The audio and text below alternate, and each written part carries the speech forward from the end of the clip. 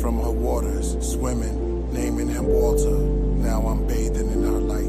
I altered on the altar, the daywalker, flaming into the night like fireworks that's vibrating 528 hertz. It's raining, the vibranium is ultra bright. Above my cranium, stars are shooting over. Nibiru exposure, meteor showers, supernovas. The meeting I supposed to write. Walking through the fire that was cold as ice. Poltergeist, took a glimpse into infinity. Saw a blimp that flashed my memories. The airport was empty, a rare quartz Da Vinci. My pen leads symphonies. You'll all perceive eventually the orchestra of the August love in the orbits as a foreigner from the corners. Now she's in the forest with doves near lakeside, the waters with suds. Are you able to withstand quicksand on a remote island in the Bermuda Triangle during Mercury retrograde? But I'm verbally electro waves that echoes for days. Age, 1 foot in the threshold and 1 foot in the grave. Peaceful, I settle over the metal like sage. God switchblade for any witch or devil I made. I'll carve them up in 7 ways. The carbon dust, fluorescent rays. Placed them in a garden plush after 7 days of parsing. Blood and flesh is always so expensive. But when you sacrifice the body, you can get this. Consciousness expanse is exponential, while your union is internal and intensive. Butterfly effect is so connected. You see that I'm a wreck, are you affected? Your energy is here, you're so detected. Your body's gone, it hurts, but I accept it. Bow to all the angels of the sky.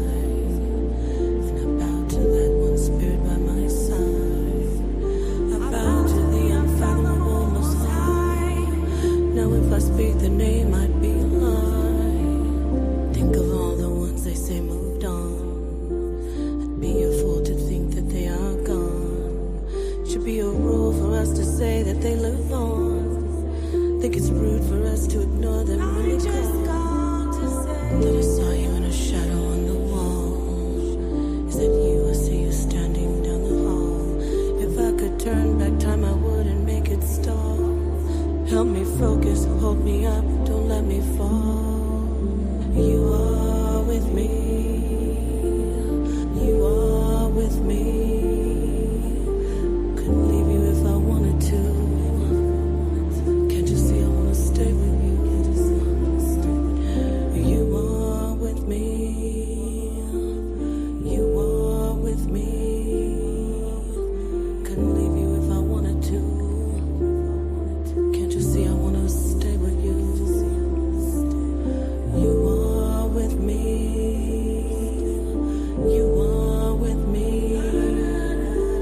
Baby, I wanna stay with you. Baby, I wanna stay with you. You are with me. You stay with me. Couldn't leave you if I wanted to. Eternally, stay with you. I'm gonna stay with you. Stay with you. 'Cause you are with me. You are, you stay with me. The angels in the sky.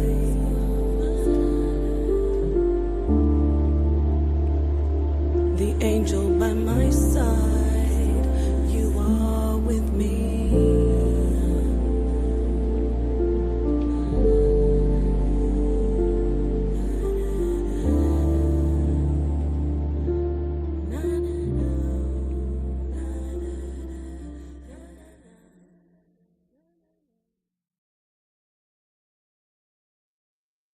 Yes, Keon, that is me. Good morning, good afternoon, good day. Assalamu alaikum, hotep, namaste, jumbo, ashe, all the greetings and love and light, of love and light to the darkest minds of the light, to the HOK Coliseum. Yes, this is still the Coliseum. Yes, it's rough and tough, but I want to bring this topic up because we may be having Minister Jap in tonight, where he said he'd come in, but we just have to confirm today. And I thought about it. I just want to do like Peace to Hootie, peace Keon, peace Gate Walker 223 Wormley. Peace to everybody. Anyway, I want to go over some things about the psyche and the neurology. So basically the mind of male and female. There's so much that we don't know. I'll just start off with that. There's so much that we don't know about um the brain itself, and there's so much that more that we don't know about uh the differences. We don't know completely. We know there is a difference, some basic things, but we don't know the full extent of differences between the male actual neurology, not even the mind, so to speak. I mean, unless you were talking about neurotransmitters, but and you know the way the brain reacts to hormones and things of such, right? We don't know fully, but what we can do is just lay some groundwork here, because if you see the title, it says Dispelling Misogyny and Misandry, dispelling these beliefs that some people may not think that they are based in a hatred or in a toxic um mindset. Some people may think, because the way they've been programmed, I'm talking about male and female, that the way they believe a woman should be or the way they believe a man should be, they may not think it's misandry or misogyny or vice versa, but it in fact clearly is. I am going to start with just reading some basic information. I'll start off with some information. What is going on with this? Okay, I'm going to screen share. Just get this out of the way right now, because this is actually this particular doctor and professor, this particular scientist, he's also I believe he's a psychiatrist. Definitely this is Neural Shah, Dr. Neural Shah, and he's doing a lot of research along with his colleagues on the infinite amount of differences between the minds of men and women. Okay. And when I say minds, this is going to be neurobiology, but he also obviously relates it to it obviously relates to how the mind works. You get what I'm saying? So without further ado, I just want to jump into these articles right away, because I got a lot here. I don't want to make this long, but I want it to be strong. Okay, so let's start out with this particular article here. Please hit the like button, and if you have not, please subscribe. Now, let's get on this. Let me screen share. And there's not a lot of scientific jargon and different complex terminology, so it's pretty easy to follow. So okay, let's do this. Let me go and read this article. Okay, Two Minds.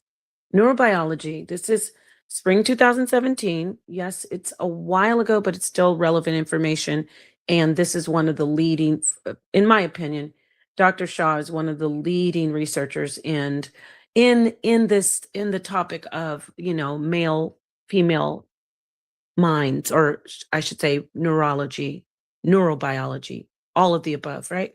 So when Neural Shah decided in 1998 to study sex-based differences in the brain using up-to-the-minute molecular tools, he didn't have a ton of competition, but he did have a good reason.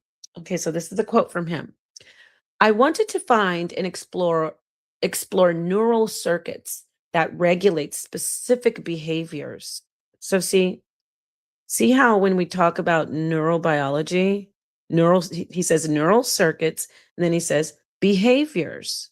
So it's like the neural circuits obviously regulate specific behaviors, but then there's more to it that leads us into the whys of actions and the whys of the behaviors, which goes back to the neurobiology. Okay, I won't jump in so much. I'll just try to read through this. Okay. My commentary is important, though. It is very important. All right. So let's see here. Says Shaw, he was then a newly minted Caltech PhD who was beginning a postdoctoral fellowship at Columbia. So he zeroed in on sex associated behavioral differences in mating, parenting, and aggression. And I want you to just put a little mental note on the aggression part, especially because that's what we are going to focus on. You know, especially when we talk about the criticisms of the Black woman. Yes, we are relating this to the specific targeted, our demographic of audience is primarily um, so called Black people and Black Americans, to be more specific. So I want you to just put a pin in the aggression part, okay? No, I'm not saying Black people are more aggressive, but there is a lot of rhetoric out there saying, oh, the Black woman's not feminine. Oh, the Black woman's so aggressive.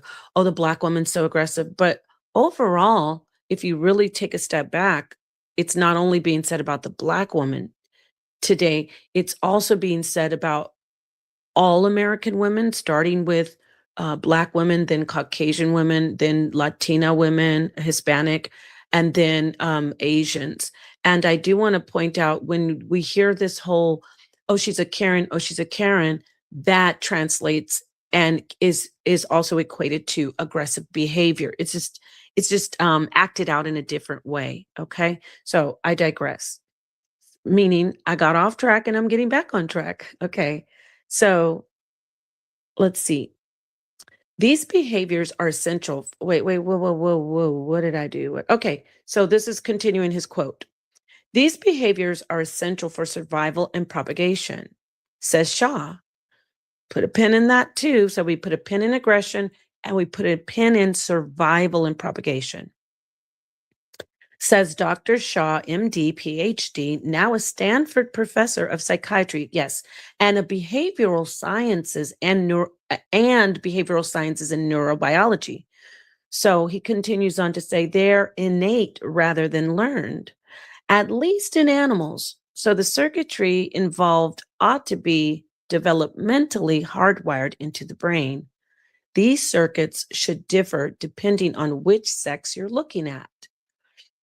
So his plan was to learn what he could about the activity of genes tied to behaviors that differ between the sexes, then use the knowledge to help identify neuronal circuits, clusters of nerve cells in close communication with one another. Okay, so he's still looking at the neurobiology of the brain, underlying those behaviors.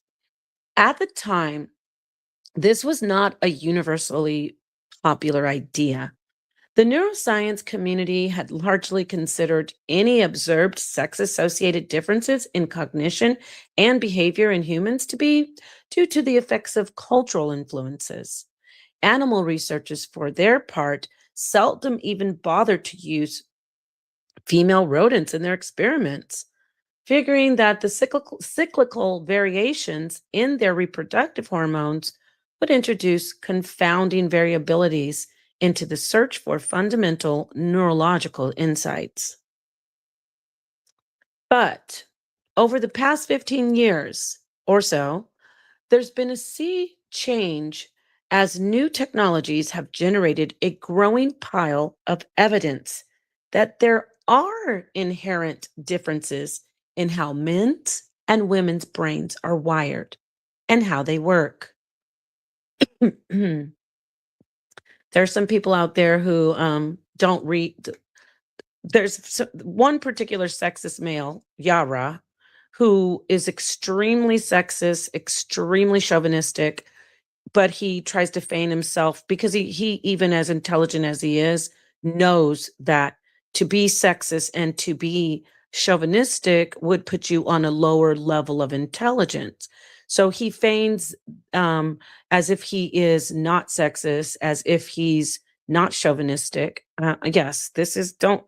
By the way, did y'all think this wasn't smoke? I am doing this because we're going to have Minister Jap on, but I have had a few conversations with Yara Black Sage, and he likes to say I don't read because he's very sexist and chauvinistic and misogynistic.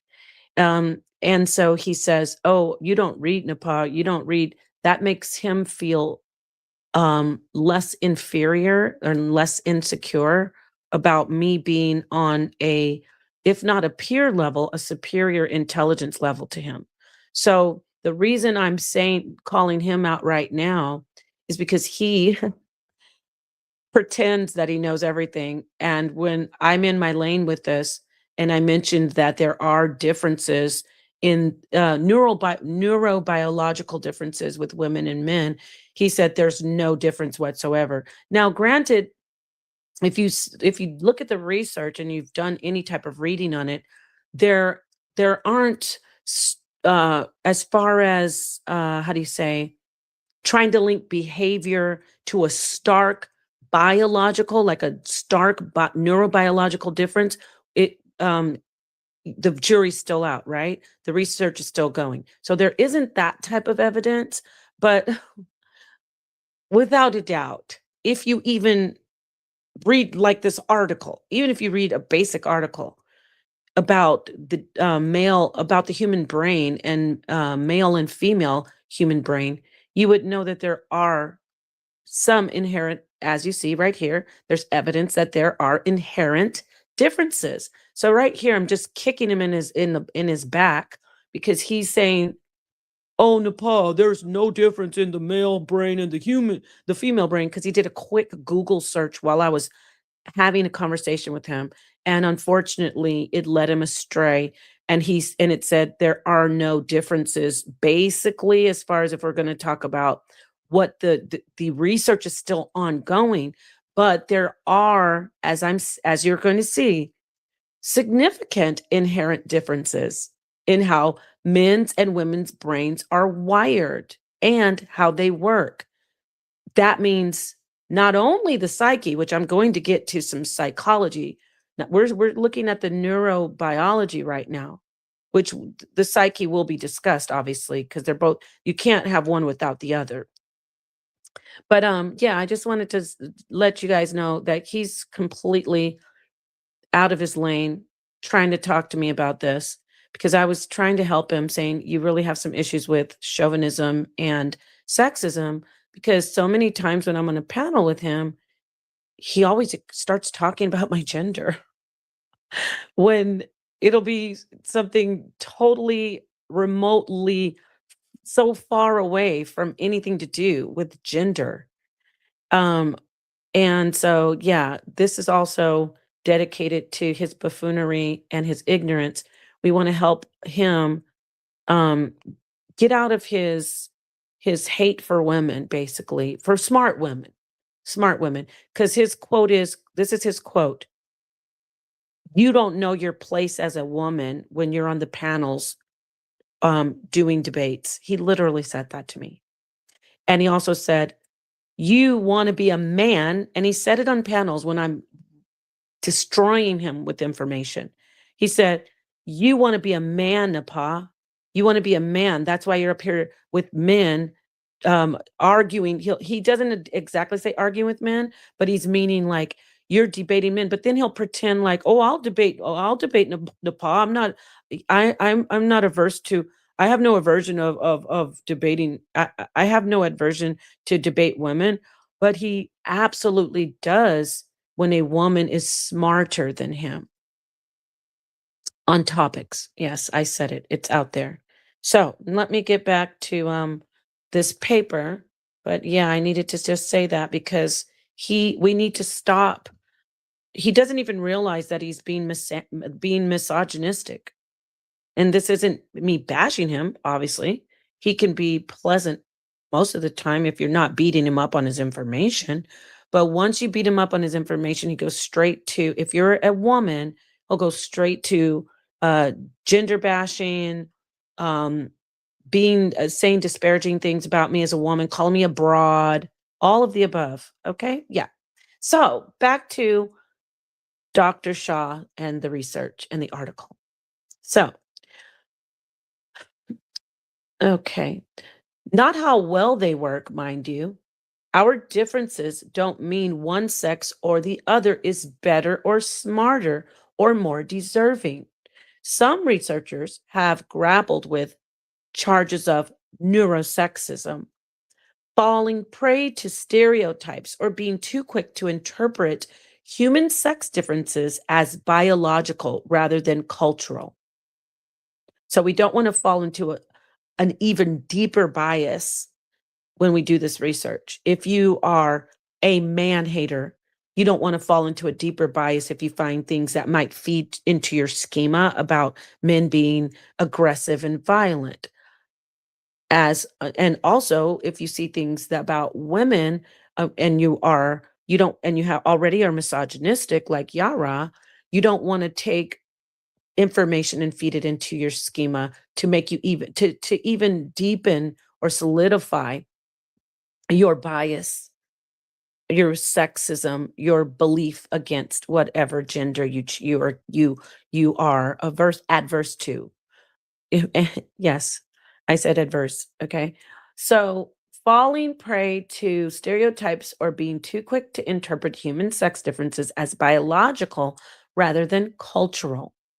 They counter, however, that data from animal research, cross cultural surveys, natural experiments, and brain imaging studies demonstrate real, if not always earth shaking, brain differences, and that these differences may contribute to differences in behavior and cognition. Behavior differences. In 1991, just a few years before Shaw launched his sex differences research, Diane Halpern, PhD, past president of the American Psychological Association, began writing the first edition of her acclaimed academic text, Sex Differences in Cognitive Abilities. She found that the animal research literature had been steadily accreting reports of sex associated neuroanatomical and behavioral differences. Let's see here. Oh, no. Neuroanatomical,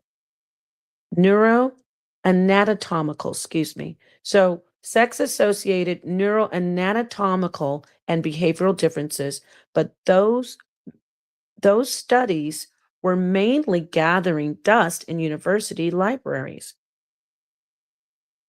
Social psychologists and sociologists poo pooed the notion of any fundamental cognitive differences between male and female humans. Notes Halpern, a professor emerita of psychology and Claremont McKenna College. Okay. Let's see here. In her preface to the first edition, Halpern wrote, quote, "At the time, it seemed clear to me that any between sex differences in thinking ability were due to socialization practices, artifacts, and mistakes in the research, and bias and prejudice. After reviewing a pile of journal articles that stood several feet high and numerous books and book chapters that dwarfed the stack of journal articles, I changed my mind." Close quote. Why? There was too much data pointing to the biological basis of sex based cognitive differences to ignore, Halpern says. For one thing, the animal research finding resonated with sex based differences ascribed to people. These findings continue to accrue. So basically, they're like, wait a minute, back then, people were like, it's just cultural or behavioral. But then they're finding, no, it's not just that. It's hardwired in the person's mind, and I mean, in the person's brain. For one thing, the animal research findings resonated with, excuse me, sex based differences ascribed to people. These findings continue to accrue. In a study of 34 rhesus monkeys, for example, males strongly preferred toys with wheels over plush toys, whereas females found plush toys likable. That's very similar to humans. That's very similar to humans. It would be tough to argue that monkeys' parents bought them sex type toys on that simian society, or that simian societies encouraged its male offspring to play with more trucks. See, that's what humans try to say. They say, oh, well, it's a learned behavior for girls to play with dolls, and for boys to want to play with trucks and war type toys that look like things of war. But no, you can see that the monkeys, it's reflected in the monkeys as well. So a much more recent study established that boys and girls 9 to 17 months old, an age when children show few, if any, sign of recognizing either their own or other children's gender, sex. Get it? So they don't, not from 9 to 17 months, they don't know boy, girl. Nonetheless, these babies show marked differences in their preference for stereotypically male versus stereotypically female toys. Very interesting. Halpern and others have cataloged plenty of human behavioral differences. Quote, these findings have all been replicated, she says.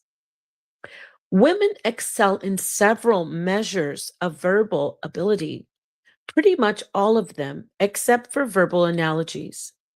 Women's reading comprehension and writing ability consistently exceed that of men on average. So, Yara, when you continue, when I'm beating you up to say, I don't read, that's a sexist, chauvinistic, disparaging way for you to amplify your insecurity that a woman who reads on basically on the same level as you. See, I'm not being disparaging. A woman who researches and reads on the same level as you, uh research says that women's ability of writing and reading exceeds that of men on average. But you want to amplify your insecurity by attacking me whenever I'm beating you up on hardcore facts. And you like to say, "Oh, you don't read." That's just you being sexist and insecure and misogynistic. Obviously, I read. I read as much, if not more, than you. Not according to me, according to science. I won't drop any bombs right now. But yeah, Yara. Women outperform men in tests of fine motor coordination and perceptual speed. They're more adept at retrieving information for long term memory. Oh, Yara. Sit back and learn. Okay? That's all you got to do. Sit back and learn. All right? Men on average, now we're going to talk about men. Now remember, I would right up what I was doing right now wasn't being sexist. What I'm doing is dispelling. Let me say it again. Dispelling. I am here to dispel Yara's misogynistic beliefs about women, that we don't read and that we don't know our place when we're busting pinatas on information based on our research. And by the way, shout out to Naphtali. Yes, I will debate Naphtali in the future, I'm sure, because we don't agree on everything. But she is killing. I checked her out lately. She is destroying a lot of men who are up in there trying to say, because she's a woman, she shouldn't be teaching. And I'm not just talking about the Canaanite. I'm not talking about the Canaanite stuff. I watched a show that she did, one of her streams. She went in and grabbed the information. Yes, the information on Saturn, 100%, the Star of David. Am I saying it's evil? No, I don't think it's evil. She does. But what the problem is that some Israelites were trying to tell her it's in no way linked to Saturn. And just basic information anybody would know that there is a link to Saturn and the so-called Star of David, aka Star of Remphan. Who doesn't know that?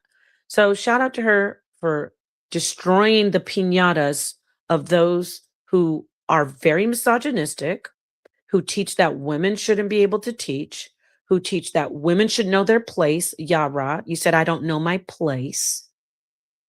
Okay.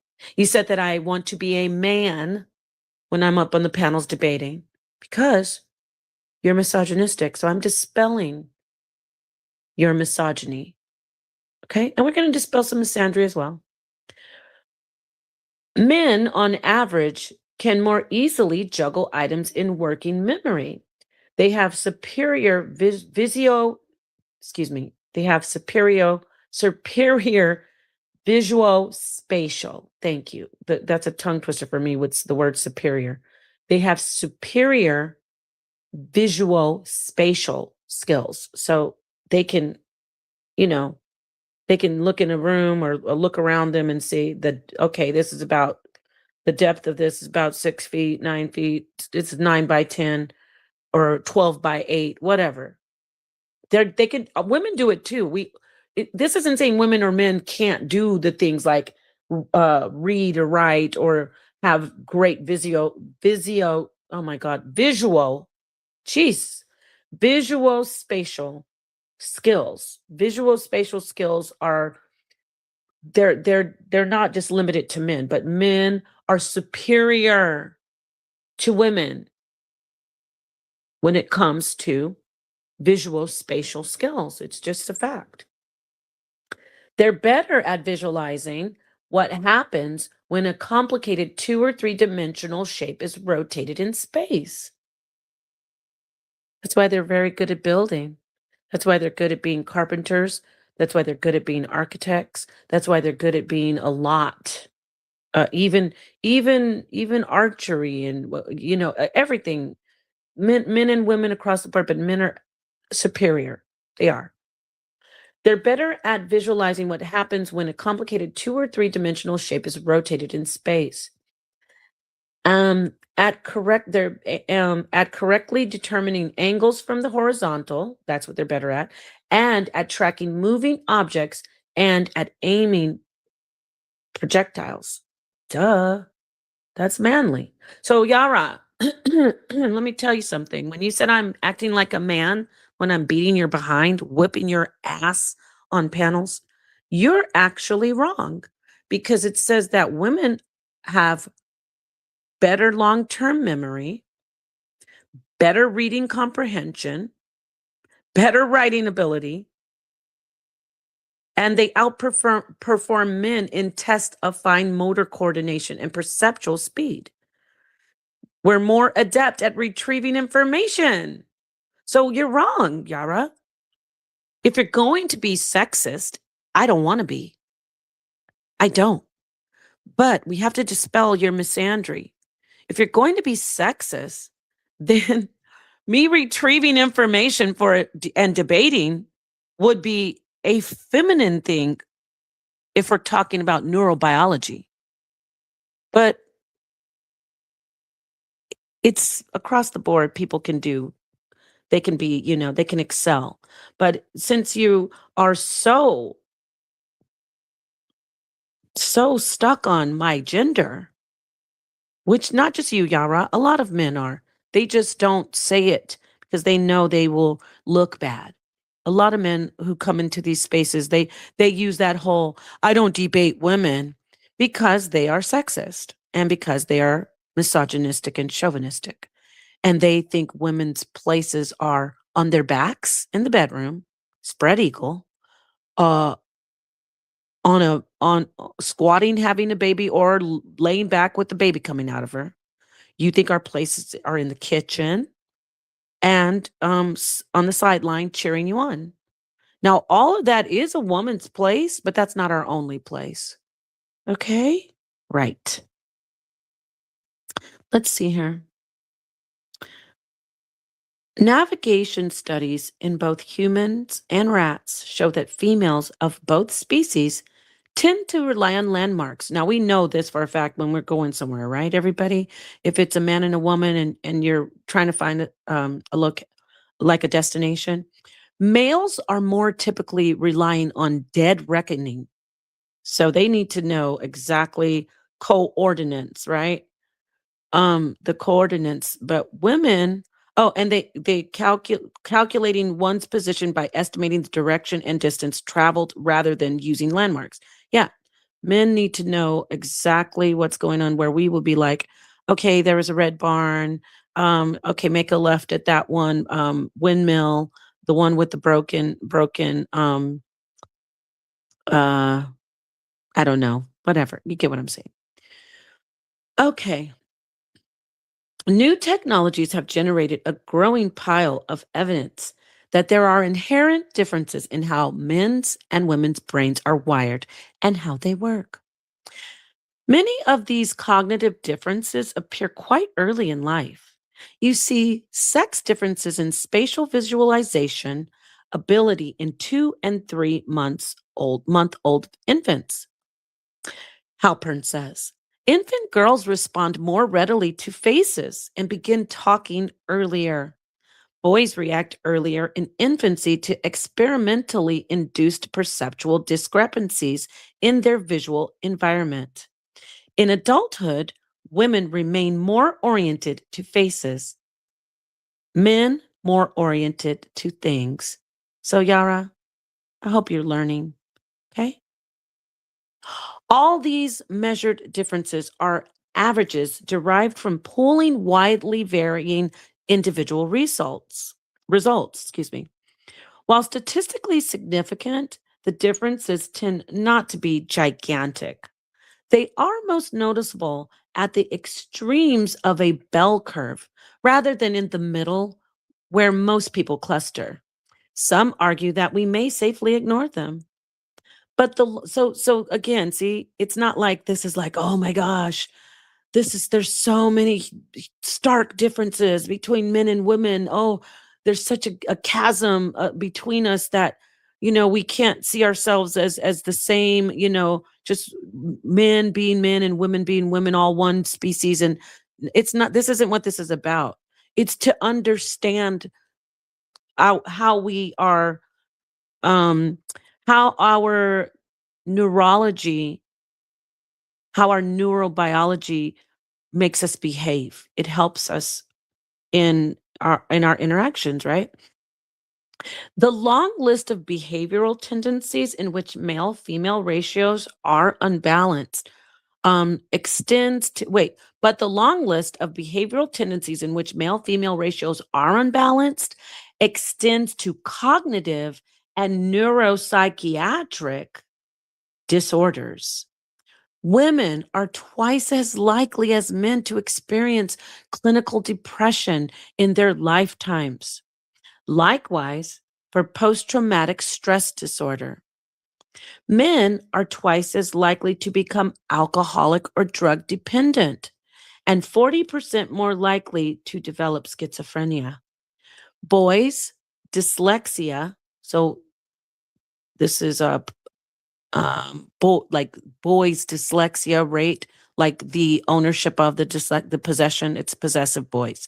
Boys dyslexia rate is perhaps 10 times that of girls, and they're 4 or 5 times as likely to get a diagnosis of autism spectrum disorder.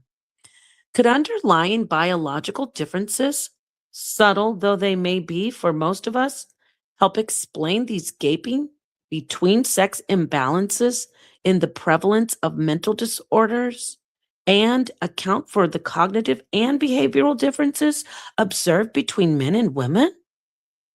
Let's see how our brains differ. The neuroscience literature shows that the human brain is a sex-typed organ. Oh, yes, that is the research that Dr. Shaw has done, and there's some fascinating research about sex that they've done in rodents. Um, I haven't I'm not bringing this out yet because I have to finish reading it, but basically, the female brain has neural pathways that can be activated, and this is in comparison, or I should say contrast, to the male brain. They have neural pathways that actually, are basically human males and rodents and humans. They've researched, they see it's in humans as well. So, let me just take my time with this. You can tell I'm excited about this, so I'm kind of fumbling. Research shows, Dr. Shaw's research, that there is no difference in certain pathways when it comes to human females. Certain pathways that are found in the male brain are present in the human brain, female brain. Goodness gracious, girl, you done mixed everybody all up. Okay. Certain neural pathways that are found in the male for the male brain, okay, are also found in the female brain. You might be like, duh, but guess what? If they are activated, because in the female brain, they are often not activated. I'm really telling you so basic layman, but in the female brain, if they are activated, then she will exhibit aggressive behavior, especially starting with sexual behavior. Isn't that wild? Like thrusting behavior. It's just mad. For me, that's fascinating because it's like, and that goes back to um this information that I usually teach about the woman being like, how do I say it? People say, oh, well, the woman wasn't the first and first being, and yeah, she was. And I'm going to continue to try to do more research on that. I can't just bring it out. Obviously, you saw how I destroyed it. I just broke it all up into pieces. I didn't really get into because I haven't finished reading the information, the paper on it, but I will. So I super went off. Sorry, I digress. I went off track. So let's get back to this. So the neuroscience, I'm going to read this over. The neuroscience literature shows that the human brain is a sex-typed organ with distinct anatomical differences in neural structures and accompanying physiological differences in function, says UC Irvine professor of neurobiology and behavior Larry Cahill, PhD. Cahill edited the 70 article January/February 2017 issue of the Journal of Neuroscience Research, the first ever issue of any neuroscience journal devoted entirely to the influence of sex differences on nervous system function. All right. So, brain imaging, I'm reading this article all the way through. I didn't really look in the chat. Sorry, y'all, because I just want to get this information out for you. Um, Instead of saying, "No, go read this on your own." But I mean, I have a couple other things I actually want to read. But this one is very good. I really wanted to read this. This one. Let me see. I'm almost done. I'm going down here. Maybe I should skip, huh? Let me see. Let me see if I should get. I don't want to bore anybody if I am. Okay, let me see here. So I already was on this. How our brains differ. Oh, yeah, this is important, right? Well, there's some other stuff. Okay, let me read this. Brain imaging studies indicate that these differences extend well beyond the strictly reproductive domain, Cahill says. Adjusted for total brain size, men's brains are bigger. Women's hippocampus, critical, a woman's hippocampus, critical to learning and memorization, is larger than a man's and works differently. But according to Yara, if I'm up here reciting information or doing any research, I want to be a man. Conversely, A man's amygdala, associated with the experiencing of emotions and the recollection of such experiences, is bigger than woman's. It too works differently, as Cahill's research has demonstrated. In 2000, Cahill scanned the brains of men and women viewing either highly aversive films or emotionally neutral ones. Now, this is where they were showing them some stuff that that's basically stuff that was disturbing, aversive, right? They showed in 2000, they did some research and they showed these men and women highly aversive films or emotionally neutral films. So,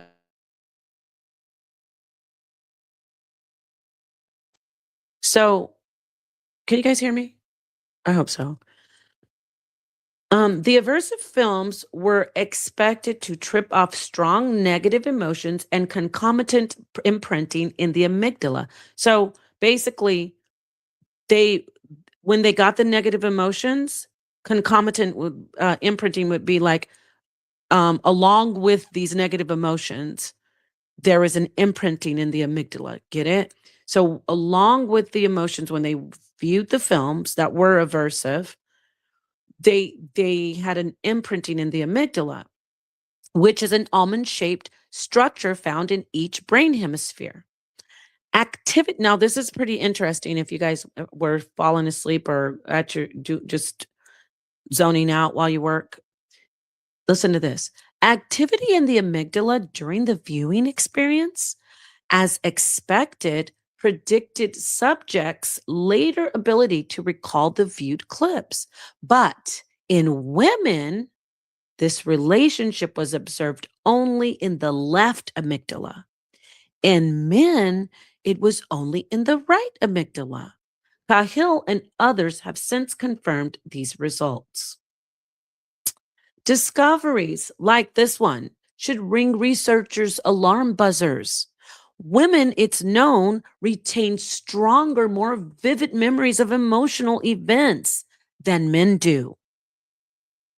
They recall emotional memories more quickly, and the ones they recall are richer and more intense. If, as is likely, the amygdala figures into depression or anxiety, any failure to separately analyze men's and women's brains to understand their different susceptibilities to either syndrome would be as self-defeating as not knowing left from right. So basically, the things that irritate men about women, like, "Oh, why are you bringing that up? Oh, that happened so long ago. Oh, why are you still talking about that?" Yes, you can be seen. I see you, Black Jesus, Buddha. So it's like that's our brains are basically wired to be able to bring this stuff up and remember it very, very vividly. The two hemispheres of woman's brain talk to each other more than a man's brain does. In 2014, in a 2014 study, I should say, University of Pennsylvania researchers imaged the brains of 428 males and 528 female youths, an uncharacteristically huge sample. And they found that the females' brains consistently showed more strongly coordinated activity between hemispheres, while the male's brain activity was more tightly coordinated within local brain regions. This finding, a confirmation of results in smaller studies published earlier, tracks closely with others' observations that the corpus callosum, the white matter capable that crosses and that crosses and connects the hemisphere. So that line down the middle of the brain, y'all, that's the corpus callosum. That white matter capable, that white matter cable, my bad. So, when you see both the left and the right hemisphere or vice versa, and then you see that separation, that line down the middle is a cable. I said capables, my bad. That cable, that long that separates them is the corpus callosum. And you know what? In a lot of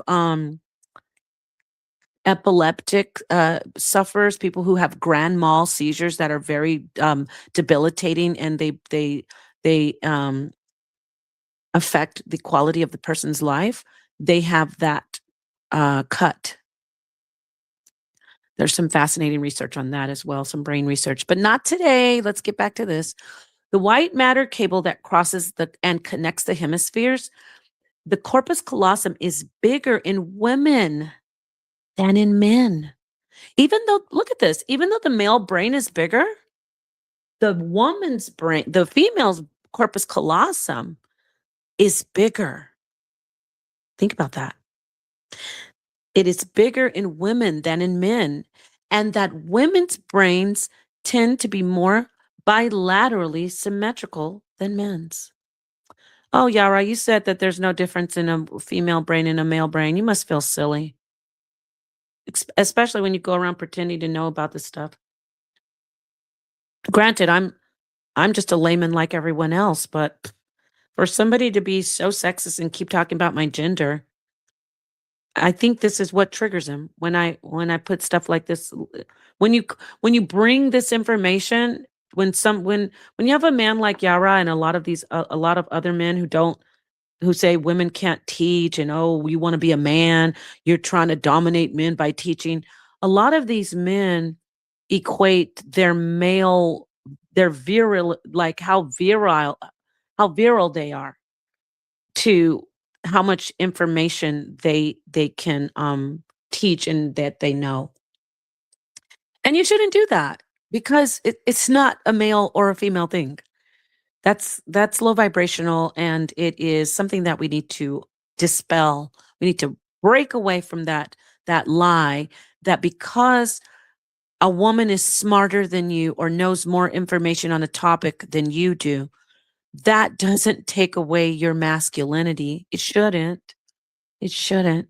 That doesn't take away you as a man. Those things aren't what make you a man.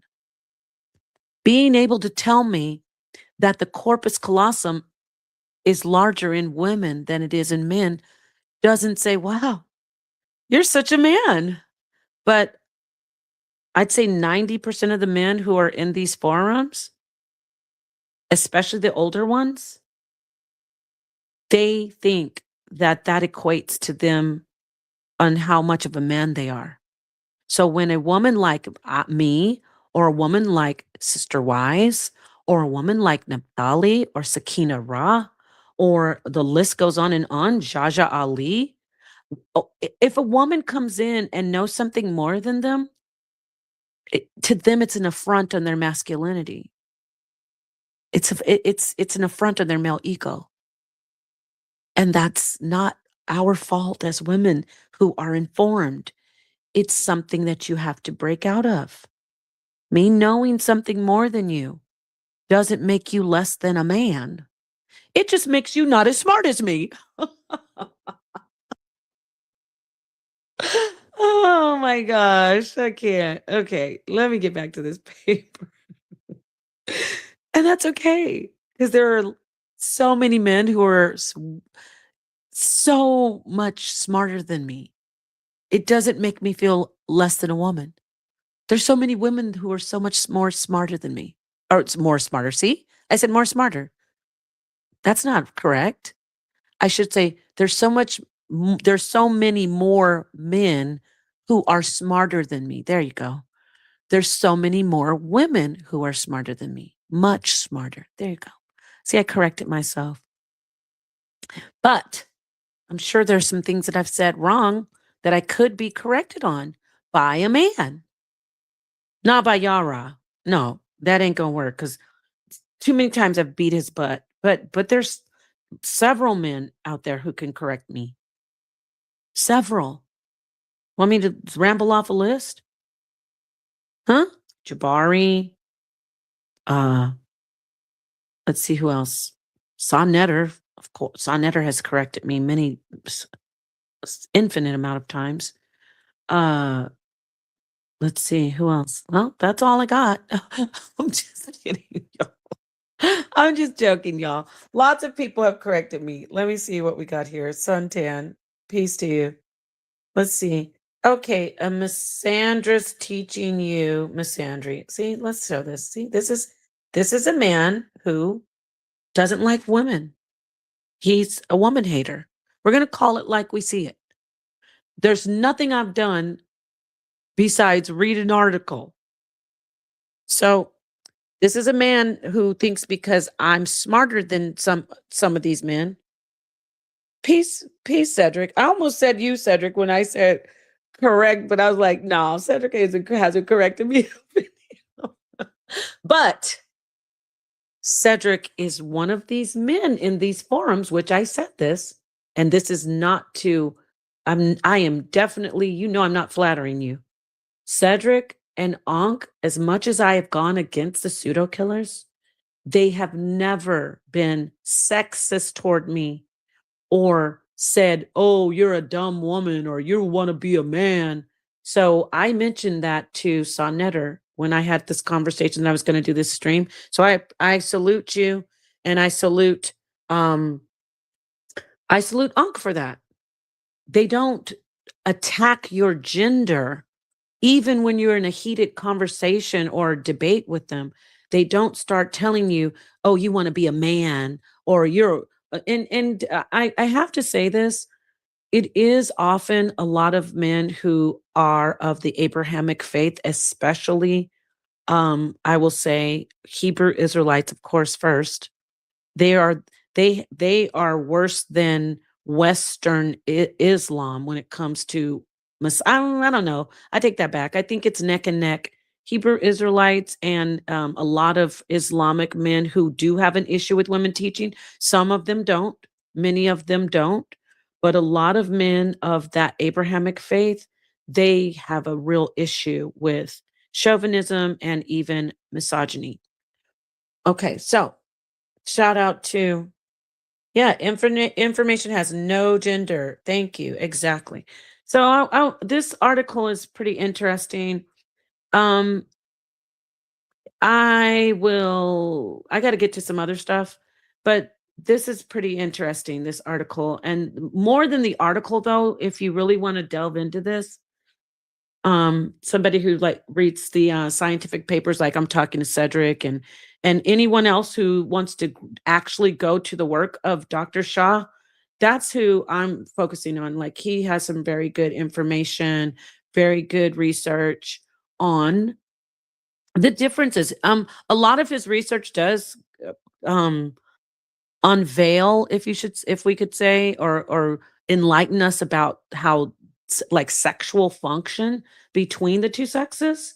So yeah, this is an article, Stanford Medicine Magazine, Two Minds, but I'm gonna stop screen sharing this, and I want to get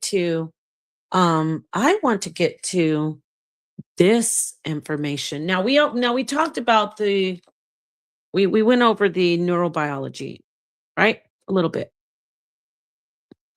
Let's get to some of the information that I have here on Carl Jung about archetypes.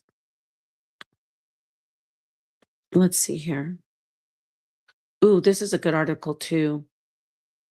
For me, it's a little bit outdated, but so that's why I'm not going to share it. Some of the stuff that I was looking at to share, the researchers and the scientists and they are still relevant, but some of their work is like too old. Like this is from 2004. That's a little bit too, for me, so much more has been discovered.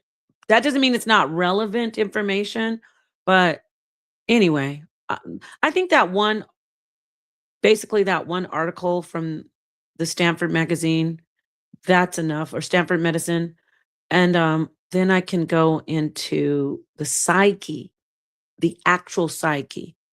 Now, the title says psyche for whatever reasons. I'm limited with YouTube, but I did want to start with as we did, like a little bit about the neurobiology, like the actual brain.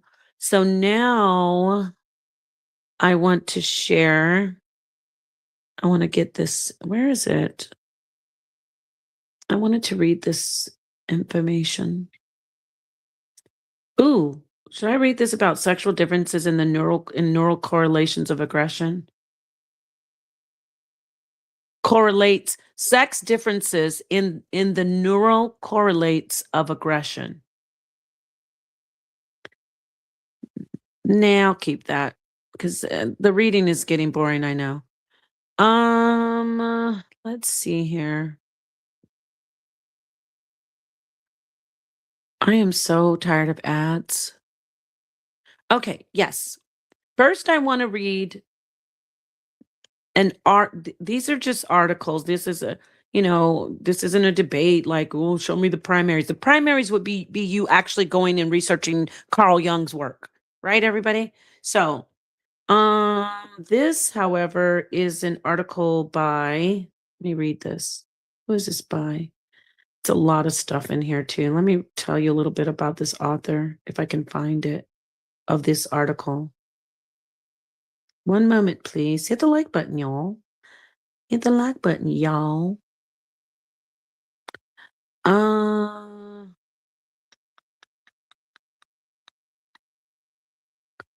is it? I can't find it for some reason. Let me see. Give me a minute. I'm here. I should be. I'm looking for something, or else I would have read your comments in the chat. Okay.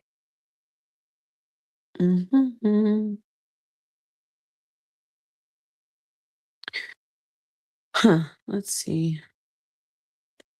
I just want to get something basic on this guy here. Let's see.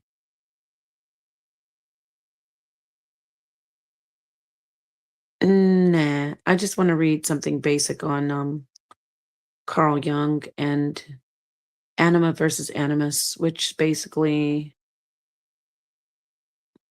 let me just find it though. Give me a minute, please. Oh my gosh.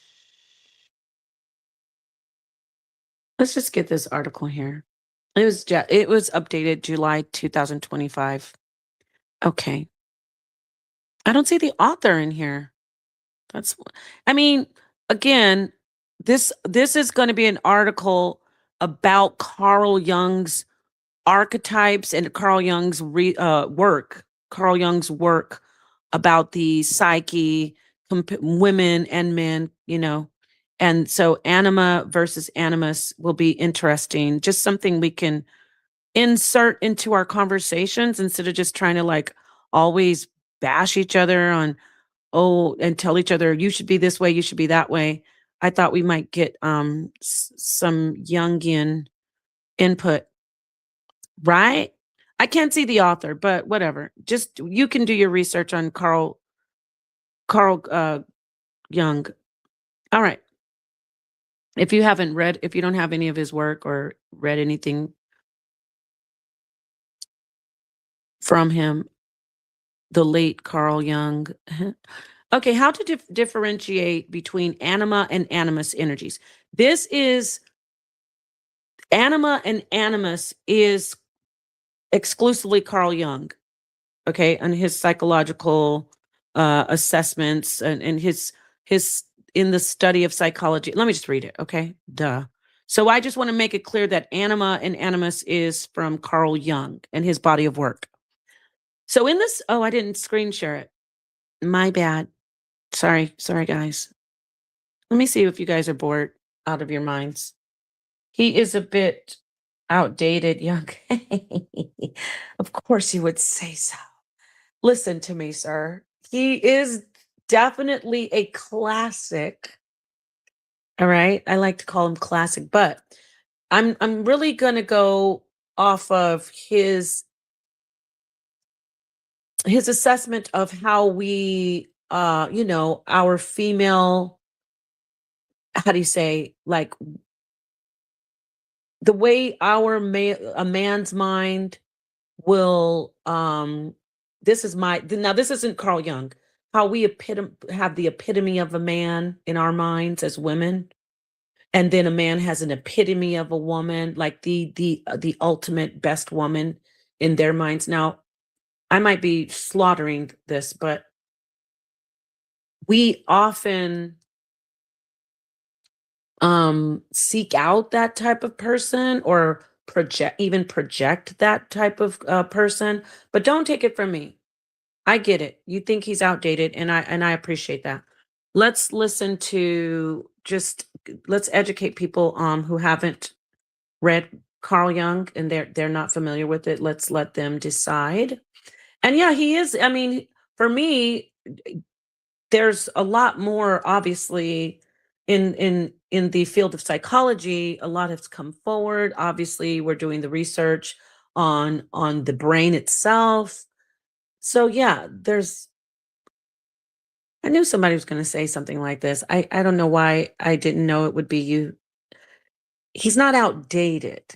Okay, we wouldn't use that because we still reference the work of Freud. We say ego. We say, what do we say? Don't be so anal about things, like, super anal. So we still use Freudian terms in, to describe people's behaviors. So I wouldn't exactly say outdated, but there's definitely been information that came out that it would make some of this is you'd be like, oh, that doesn't make any sense. We've already Why am I going on and on about this? Okay, Cedric. Okay, duly noted. Let's get to Carl Jung, though, because this is pretty relevant. I think this is still relevant when we talk about the archetypes, especially when we talk about how to differentiate between anima and animus energies. Thank you for your input. Okay, in the study of psychology, particularly within the framework established by Carl Gustav Jung, the concepts of anima and animus, I think this will be helpful, actually. I think that helping people, kind of with these concepts, they will be like, oh, okay, I get it. So anyway, I digress. The concepts of anima and animus hold significant importance for understanding the unconscious aspects of human personality. These terms represent the unconscious feminine and masculine qualities present within every individual. So you remember I said so there's two sides to this, my interpretation. And I'm sure it's not unique. I'm sure a lot of people also interpret it this way. Having the epitome in my mind, I have formed the epitome of the best male, right? And that also comes out in my, how do you say, it also will manifest itself in a male psyche, kind of like a sub psyche, if you could put it that way. Like that particular male, or those masculine, the unconscious feminine and masculine qualities that are present within every individual, that would be like, how do you say, my male mind. Get it? Okay. That was my take on it. But getting back to this, okay? So, regardless of their biological sex, learning to differentiate between anima and animus energies can provide profound insights into personal development, emotional balance, and the path toward individuation, the process of becoming a whole integrated self. Okay. This article delves deeply into the nature of anima and animus energies, explores their characteristics, manifestations, and influence on behavior, and provides practical guidance on how to recognize and work with these inner archetypes. Understanding anima and animus, a Jungian foundation.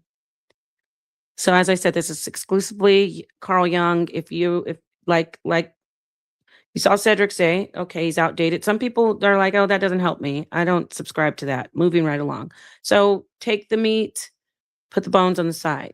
All right. Carl Jung introduced the concept of anima and animus as part of his theory of archetypes and the collective unconscious.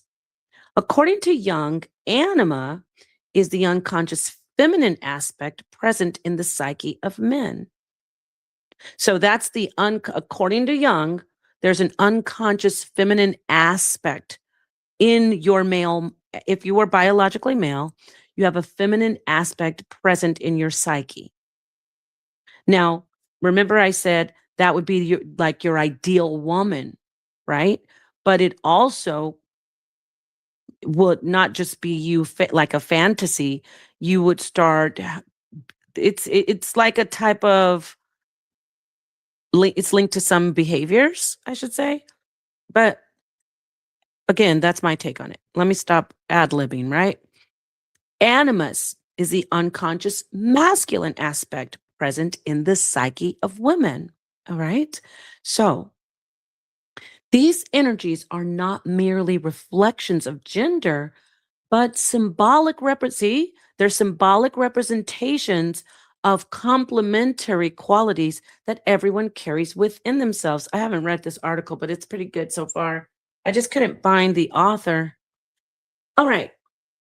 Anima and animus influence emotions, thoughts, relationships, creativity, intuition, reasoning, and even spirituality.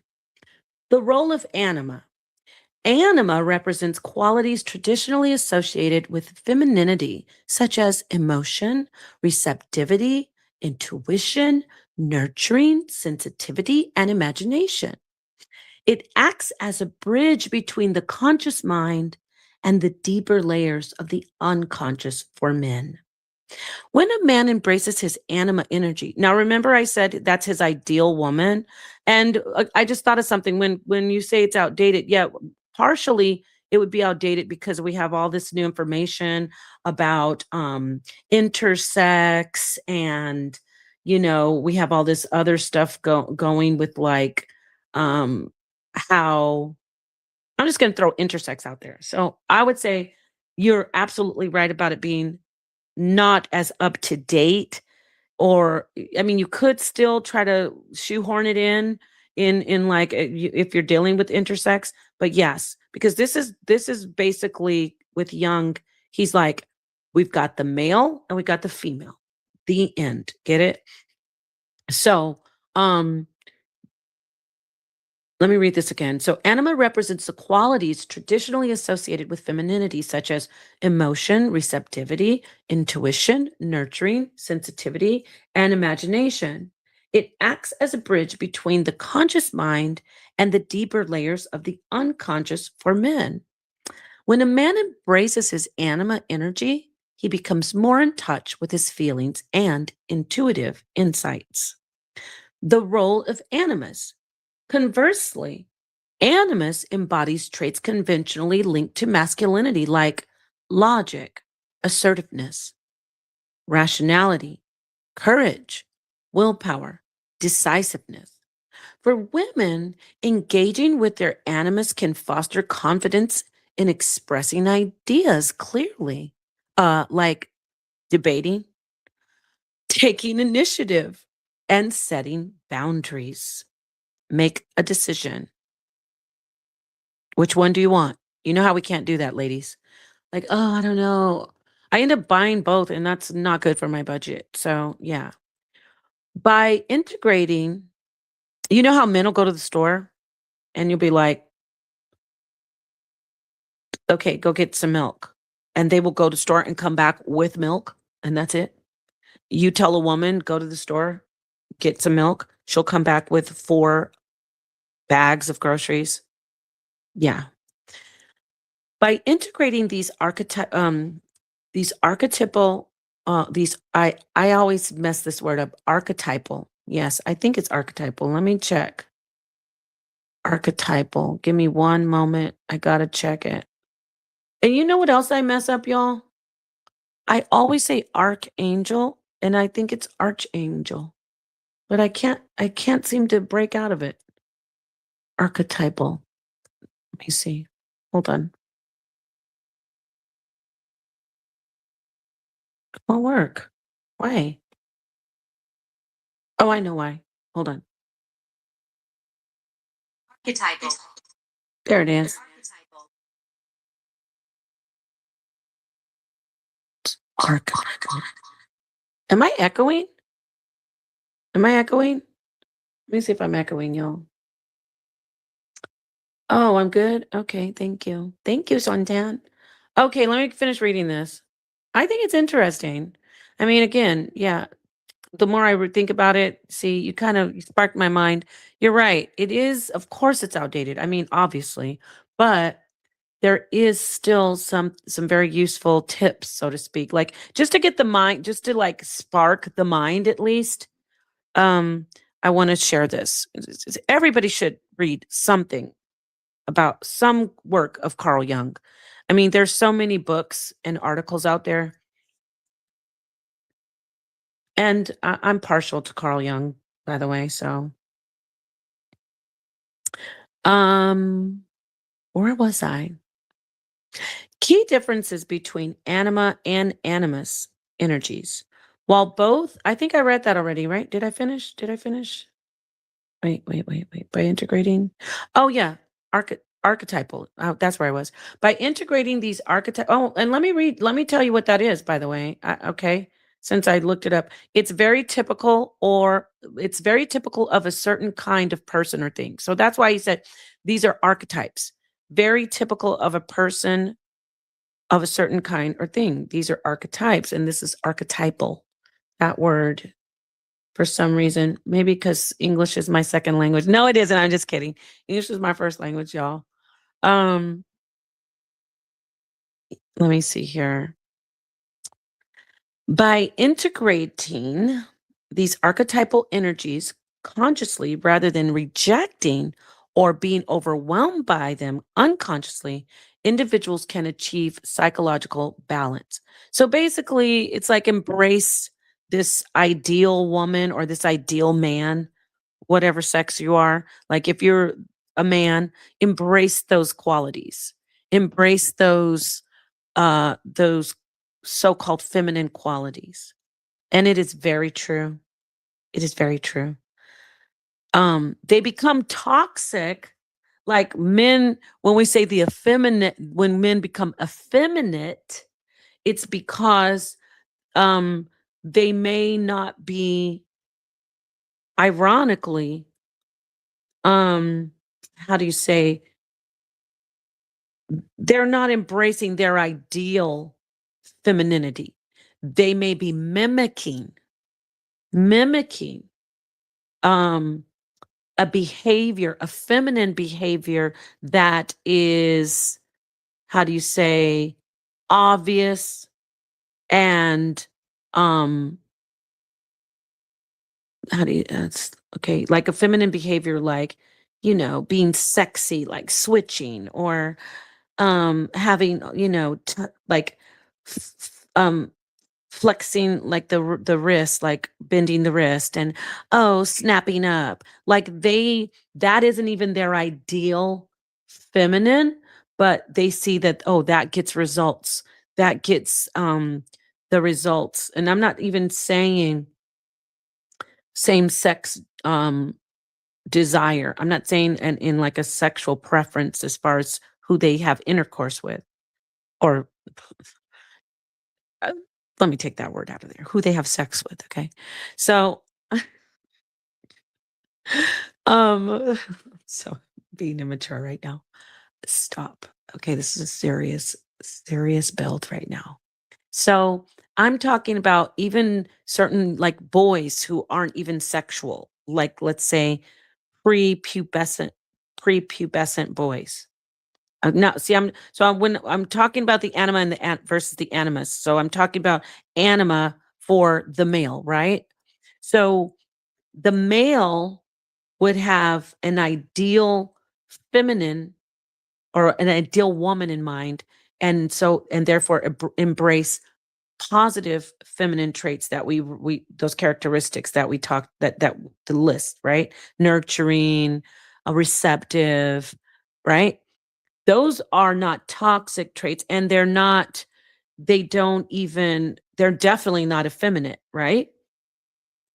However, there there are traits that are feminine traits, or characteristics, I should say, that men will mimic that will be seen as a feminization. Again, wearing wearing eyelashes and make like red lipstick, and these are these are like socially norm surface feminine traits. Okay, the appearance, like how they would dress, like cross-dressing or switching, or just, like rolling his neck like girl, and things like that. That would be, for whatever reason, these males are embracing those very shallow characteristics of female, right? They're embracing that because, and they very well may be heterosexual. A lot of times we don't talk about that. They are heterosexual. Now, I said the extreme, like putting on makeup and stuff and like two snaps up, but there are also traits where they are very soft spoken, the way they have voice inflections that seem feminine. These are still surface traits that people would say, oh, he's effeminate. And yes, those are classified as effeminate traits. And the reason the male might be embracing that or acting that way, behaving that way, as I was going to say, is there's several reasons, but one of the main reasons would be that as a developmental male, as a youth, prepubescent, they did not actually receive the nurturing. I know this sounds wild, and you might be like, that doesn't make any sense. It does. They didn't receive the type of nurturing and the type of secure attachment that they needed to receive in home. And somehow they saw that these actions that are not social norms, like the makeup and the snapping and being effeminized, that they saw, oh, that gets attention, that gets positive reinforcement. Like I get what I want when I act like this. I get loved. I get, I have I feel more self-worth. So that's something I went off in a tangent with that, but I just wanted to just really make a clear distinction between anima being feminine traits that are not really exclusive. They're characteristics that are not exclusive to human females. Nurturing isn't exclusive to human females, but it is a characteristic. And why isn't it exclusive? Because males have, if we're going back to the Jungian research and um, the teachings of Carl Jung, because males they can behave and embrace their anima, which is their female psyche, right? The archetype, that's their female side. So they can embrace their womanly side. And even when men hear that, they're like, this sounds gay. I ain't listen to this. But it's like all of us have these behaviors that we can tap into because we interact. Even if you weren't securely attached, you do still know. And hopefully you're not a psychopath. So I'm excluding psychopaths because they don't have the ability. But other than a psychopath, if you are not securely attached, or you weren't, you still know what nurturing is. You long for it. You may have been neglected. So what you do as a male with your anima, you set your ideal woman. Remember I said you have the epitome of what the ideal woman is in your psyche, and you also can embrace that ideal woman in your behavior. in things you do.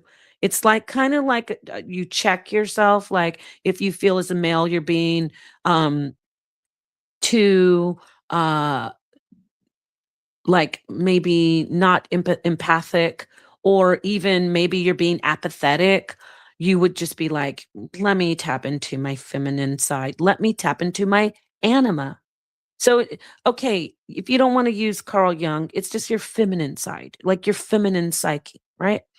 So, anyway, by integrating these archetypal energies consciously rather than rejecting, see, you embrace it, or being overwhelmed by them unconsciously, like, oh my gosh, I'm so depressed as a man and I don't know what to do.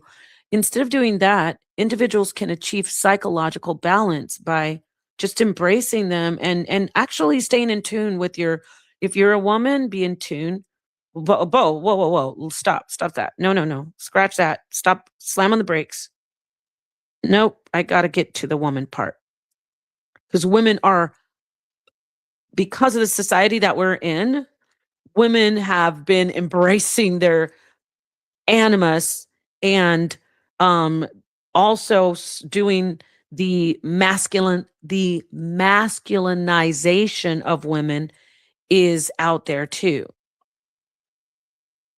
Yes. So we have the effeminization of men and the masculinization of women, and there's a lot to unpack because women are in a society where they are for so long women have been unprotected, um in and like exposed, unstable when it comes to their counterpart, which is males. I'm talking on a heterosexual relationship level, by the way. And I don't mean relationship like, oh, I love you, baby, I love you too. I mean interacting, males and females interacting. Okay. So if you are in the same sex relationship, that doesn't mean you don't interact with males. So you still are a female and you still interact with males, and there are still behaviors that you cannot avoid. So anyway, I kind of just went off the rails, didn't I? But it was important for me to do so. While both and key differences between anima and animus energies, while both anima and animus reside within all humans as part of their psyche's complementary opposites, they express themselves differently based on their symbolic gendered traits. Here are some fundamental distinctions. Aspect anima, feminine energy. Aspect animus, masculine energy. So the aspect is symbolizes, right? So it symbolizes feminine qualities. The anima symbolizes feminine qualities. The animus symbolizes masculine qualities. All right, everyone? So we all have feminine and masculine qualities in our psyche. All of us. All of us. This is on a this is psychological, but we know that we have, in society we have roles, and I kind of went on to talk about like those roles, or those norms, I should say, that it's like there's kind of like a gray area, or like it branches off into like societal norms. But getting away from that, we're going to go back to psychologically, okay? Back to Jungian um, explanation, what he explains. So the anima symbolizes feminine qualities in your psyche. The animus, masculine qualities in a woman's psyche. By the way, this is the anima is only in the male psyche. The animus is only in the woman's psyche. Dominant in men. There it goes. The anima is dominant in the man's mind. That's his unconscious feminine mind.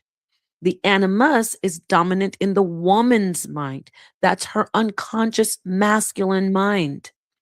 The primary attributes of the anima are emotion. And we know the neurobiology, that it's in that Women are wired, their brains are wired to be more, we're wired to be more emotional, right? So, primary attributes in the anima. This is in your male mind. This is to all the men listening. It doesn't matter what your sexual preference is.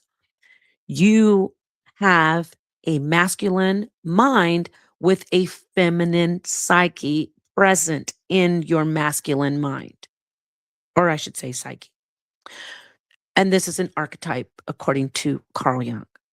Basically, in your mind as a male, in your conscious mind, you have feminine, um, unconscious mind. Okay. Emotion is one of those feminine attributes or one of those feminine characteristics that you should really tap into and focus on. Intuition, nurturing. Okay. That's the female. Now, women, ladies, doesn't matter your sexual preference, I should say.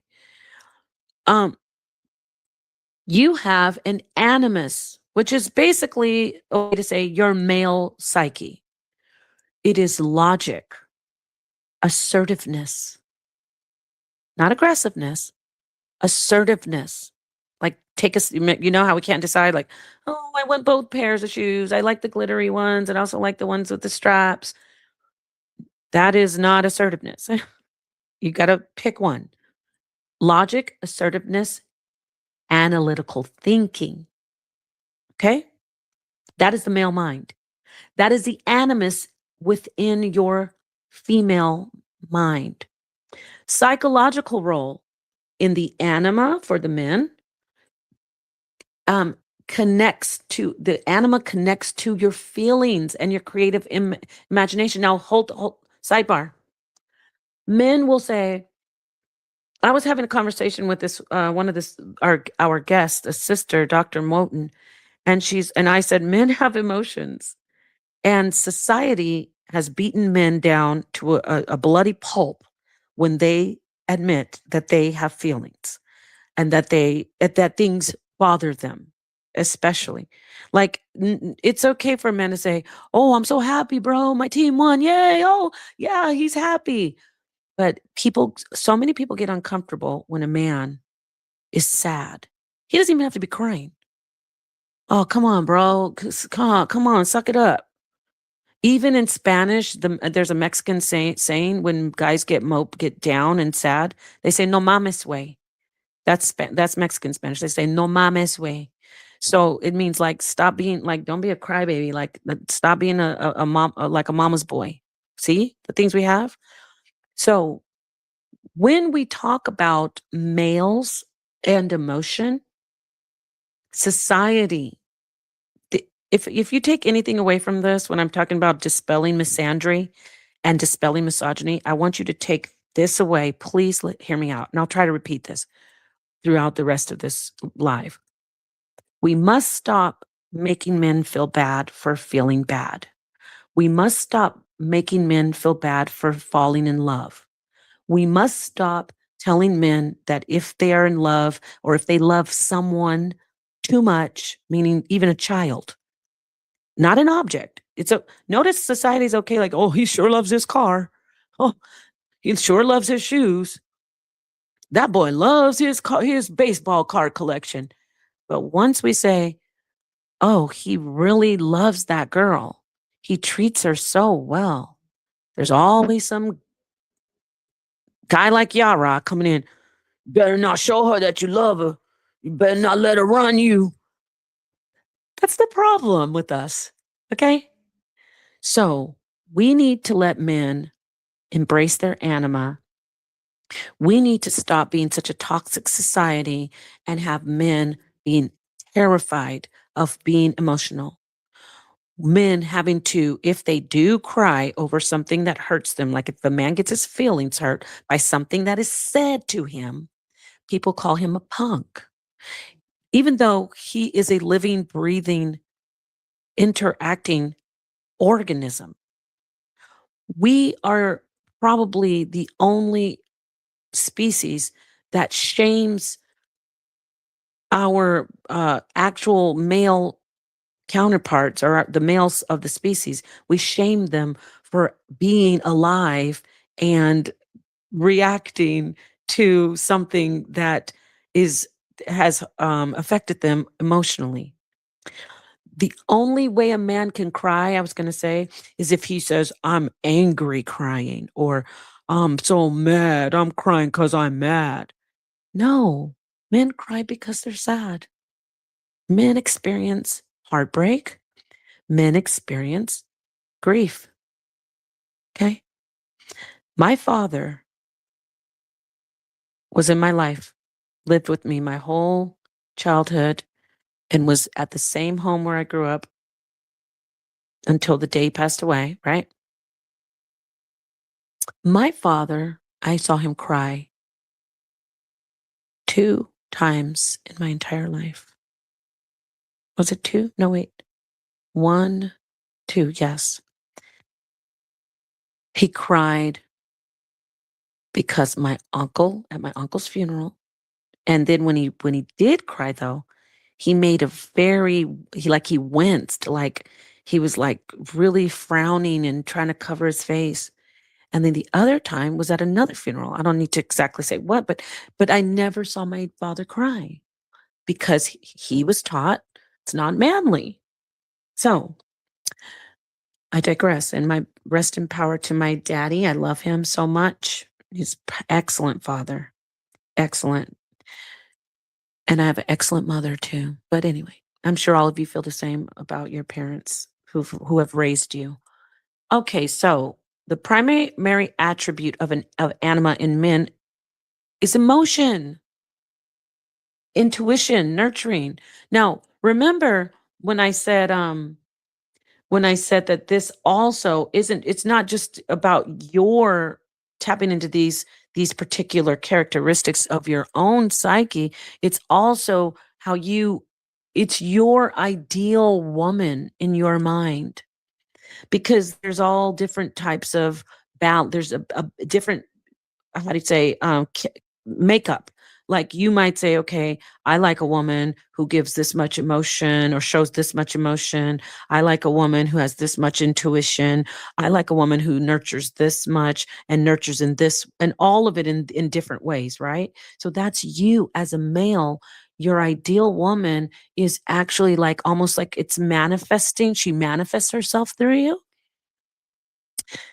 But remember, I said there's a toxic side that you may have seen a toxic woman and learned traits that you also act out that type of behavior. Yeah, I'm going to say this, I'm going to get back on you, Yara. I got to use you on this. You are one of those brothers that I can tell you picked up toxic feminine traits, and you have those behaviors. Okay. Now, I am more than happy to say emphatically that I too have picked up toxic male traits. Guess how I picked them up? In the debating scene. Toxic male traits. I'm not a male. The toxic male traits that I picked up, believe it or not, are saying things to hurt people's feelings. That's not ideally something that I want to do. Saying things to hurt people's feelings. You say, no, that's what women do. I'm a woman, but on the panels, the toxic males that I interact with have said things to hurt my feelings. You get what I'm saying? So I learned that toxic male behavior on panels. But guess what? You're right. That toxic male that's doing that learned it from a toxic female.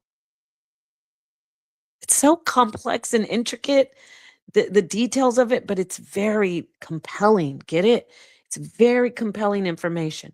So, Yara, your toxic feminine traits that you do, like name calling me and telling me oh, you're just a dumb woman, basically. You learned that from a female. So it's now, to me, a male trait that I picked up from a panel because I learned it from males. I didn't learn it from a female. So it's kind of like, it's like, how do you say? It transfers.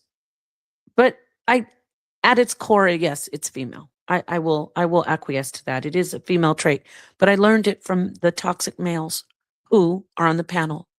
So I digress, but I just wanted to be just totally transparent and forthcoming, saying, yes, I have picked up toxic traits from males off of these panels, which is a whole different dynamic that hasn't even been studied in psychology. Like I'm talking about cyber bullying and toxic interaction. That's not even, science hasn't even scratched the surface on that. But I think you understand what I'm saying. So let's get back to these aspects: anima versus animus. Psychological role. Well, for anima and men, anima should, your feminine side should connect you to feelings and creative imagination. Yes, you can tap into, you don't have to ignore your feelings. See, when I talk about being on panels, me having better information than you should not trigger you to be aggressive and toxic. It should, and when I say toxic, I mean name calling. It shouldn't, as a man.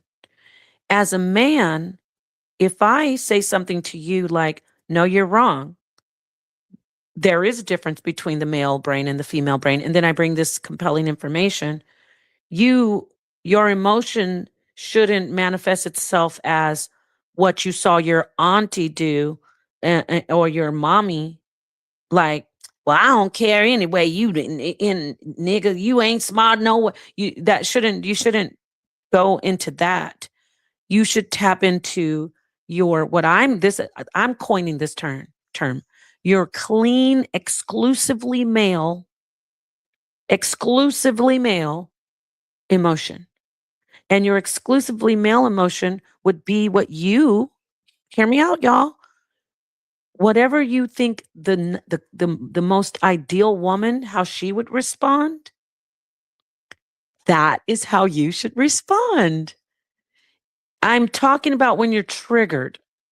Y'all, I don't mean 3 snaps up. I'm talking about when you want to get aggressive and then go into the toxic feminine name calling. You have to dial back as a male, tap into your anima, which is your nurturing ideal woman, right? Whatever you think that the ideal woman would do. She wouldn't come back like, well, F you then. She would come back with, well, okay, that makes sense. Being receptive, right? Because they didn't put receptive on this list. She'd be receptive to learning, or, oh, I see. Okay, I get it. And this isn't about bowing down or submitting. Those words aren't a part of this conversation.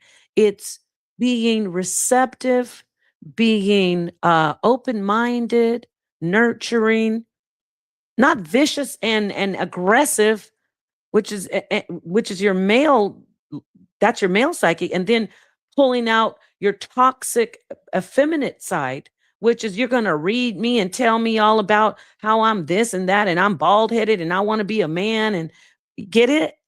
So, all right. And with the woman, logic, assertiveness, and analytical thinking. So with me, let me use myself, or as a woman, right?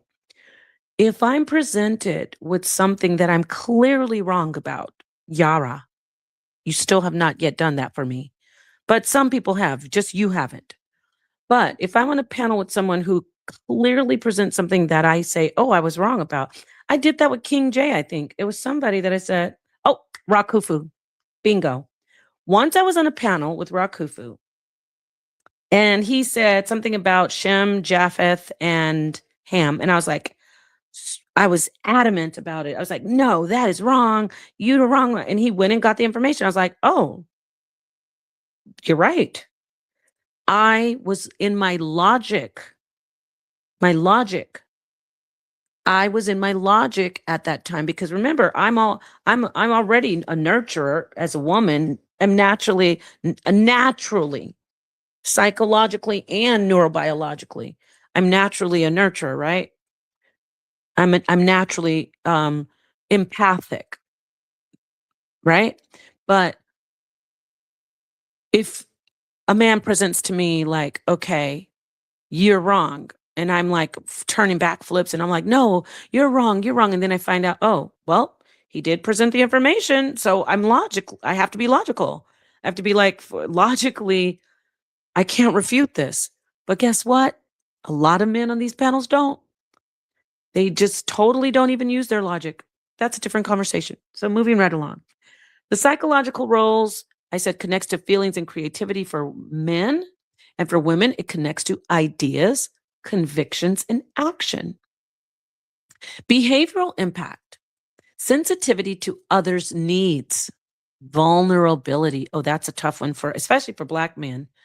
Black men have very good reason to not want to be vulnerable, but there's so much reward in being vulnerable to the right people in the right settings.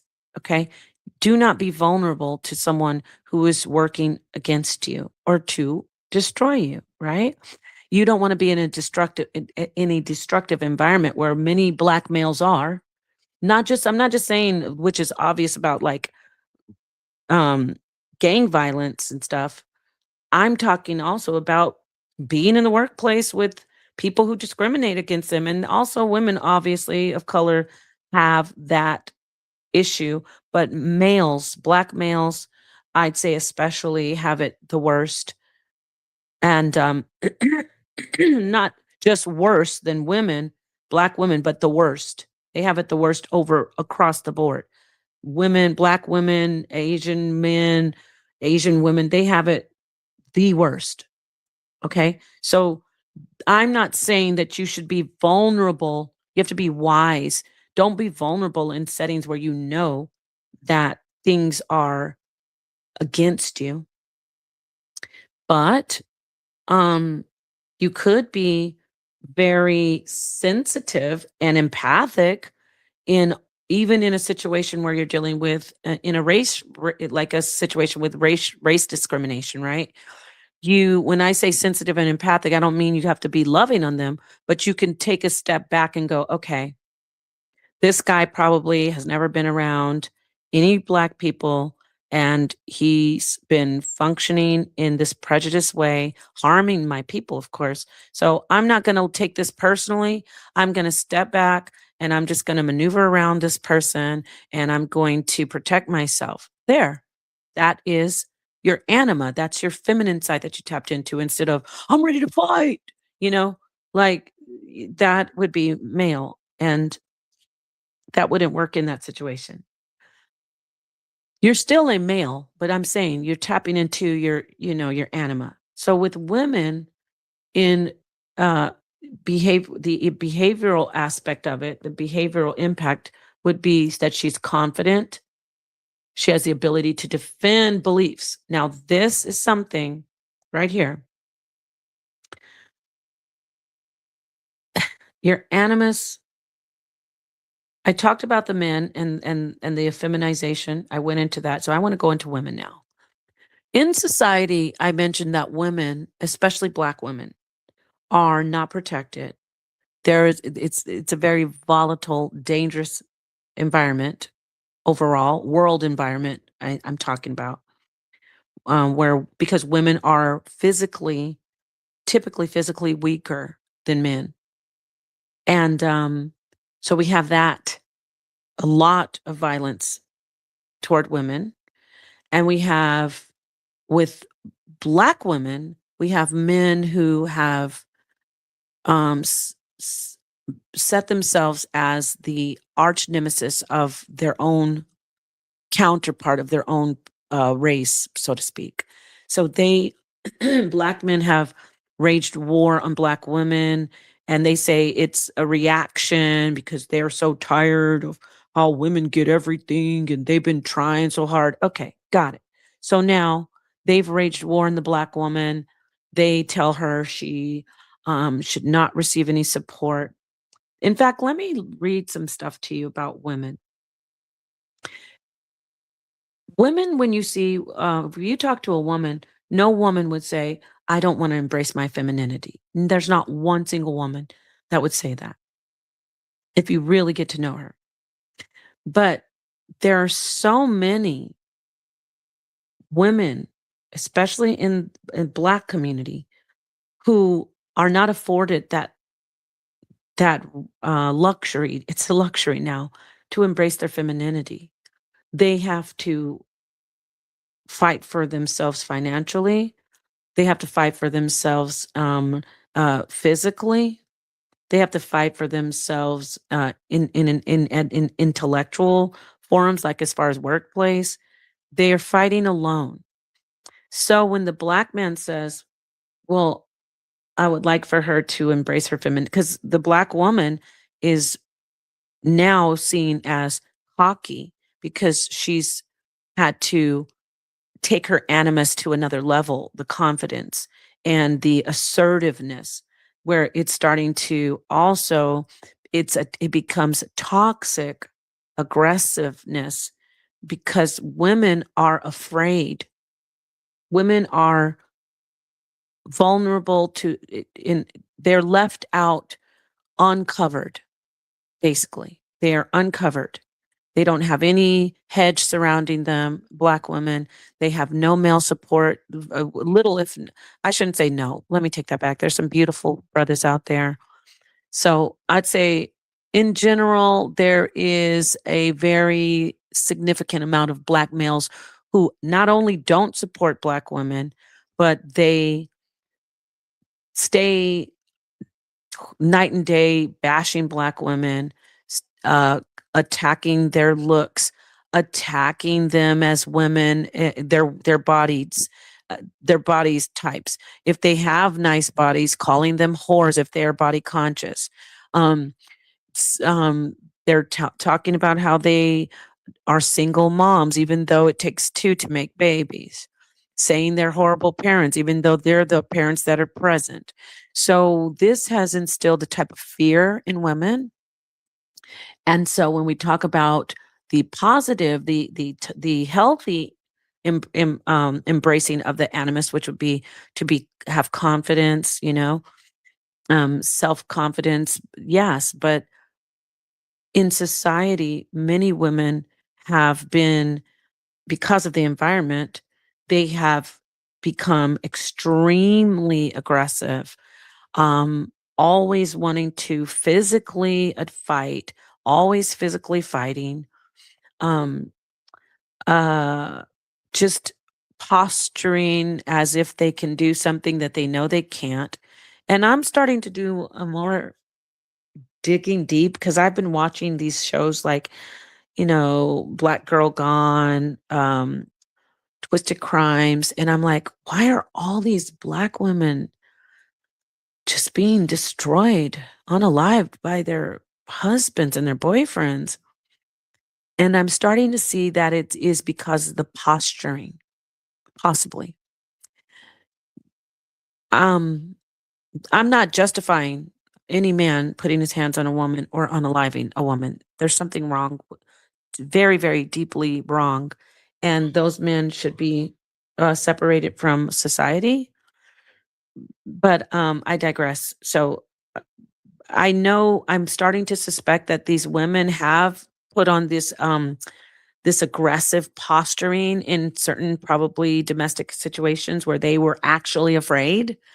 And like if a man has threatened them, they never learned from a woman that when a man is physically threatening toward you, you don't ramp it up. and try to match his energy, that would that's that's a recipe for disaster.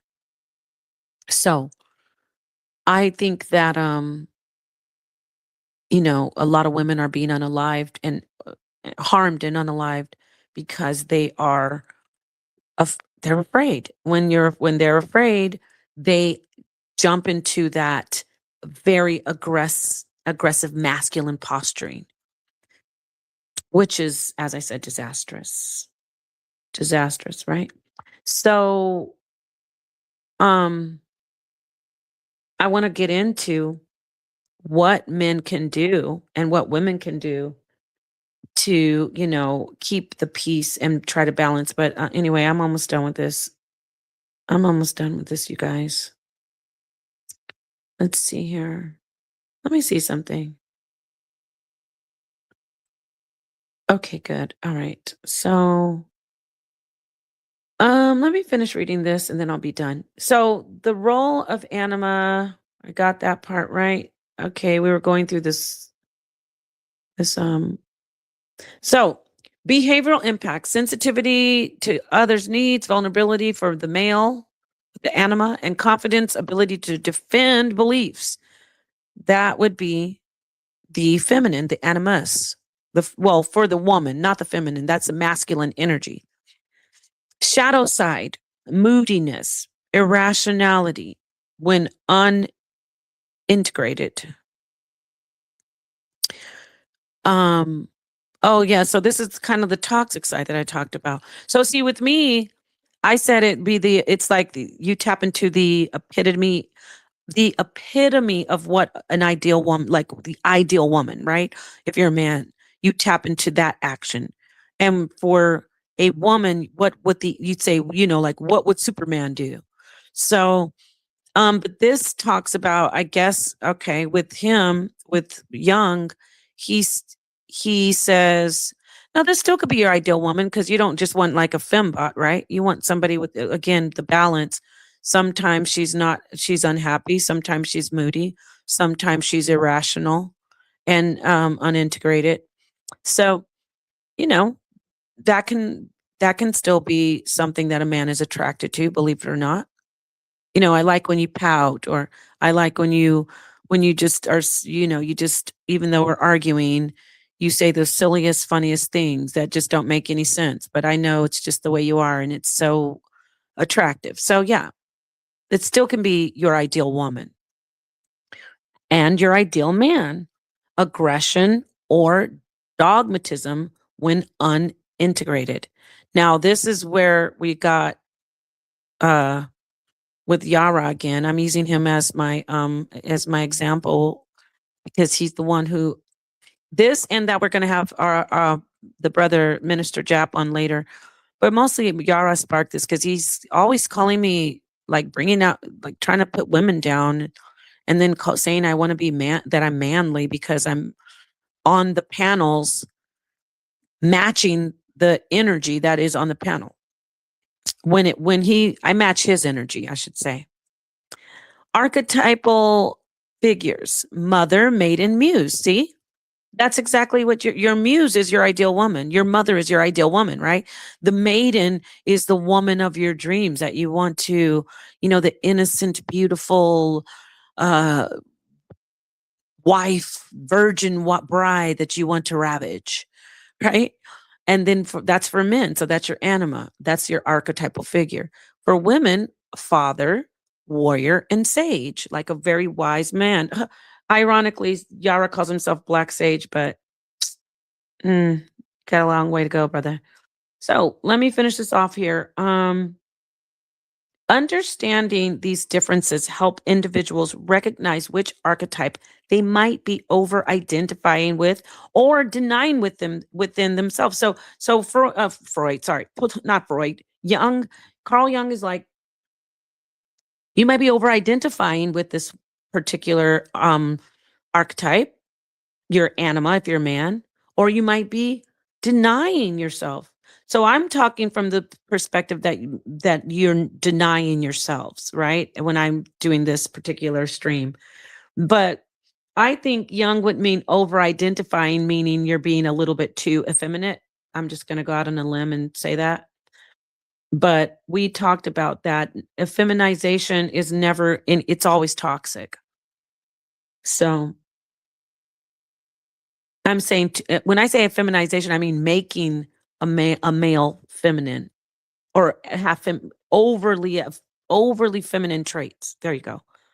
Overly feminine traits would be effeminized or effeminate, I should say. Effeminate, yes. How anima and animus energies manifest in everyday life. Well, manifestations of anima energy. Now, this is in men. A heightened sense of empathy toward others. This is why I'm saying we need to dispel misandry and dispel misogyny. If you have a heightened sense of empathy toward others, you're basically breaking that belief. You're breaking the belief within yourself because you're focusing on your feminine side and you're consciously saying, I'm tapping into my unconscious feminine, consciously saying this is a feminine attribute. You will not be able to hate something that you relate to. You will not be able to blame everything bad on something that you relate to. I gotta drop a bomb for myself on that one. Indulge me. Let me get a bomb for that.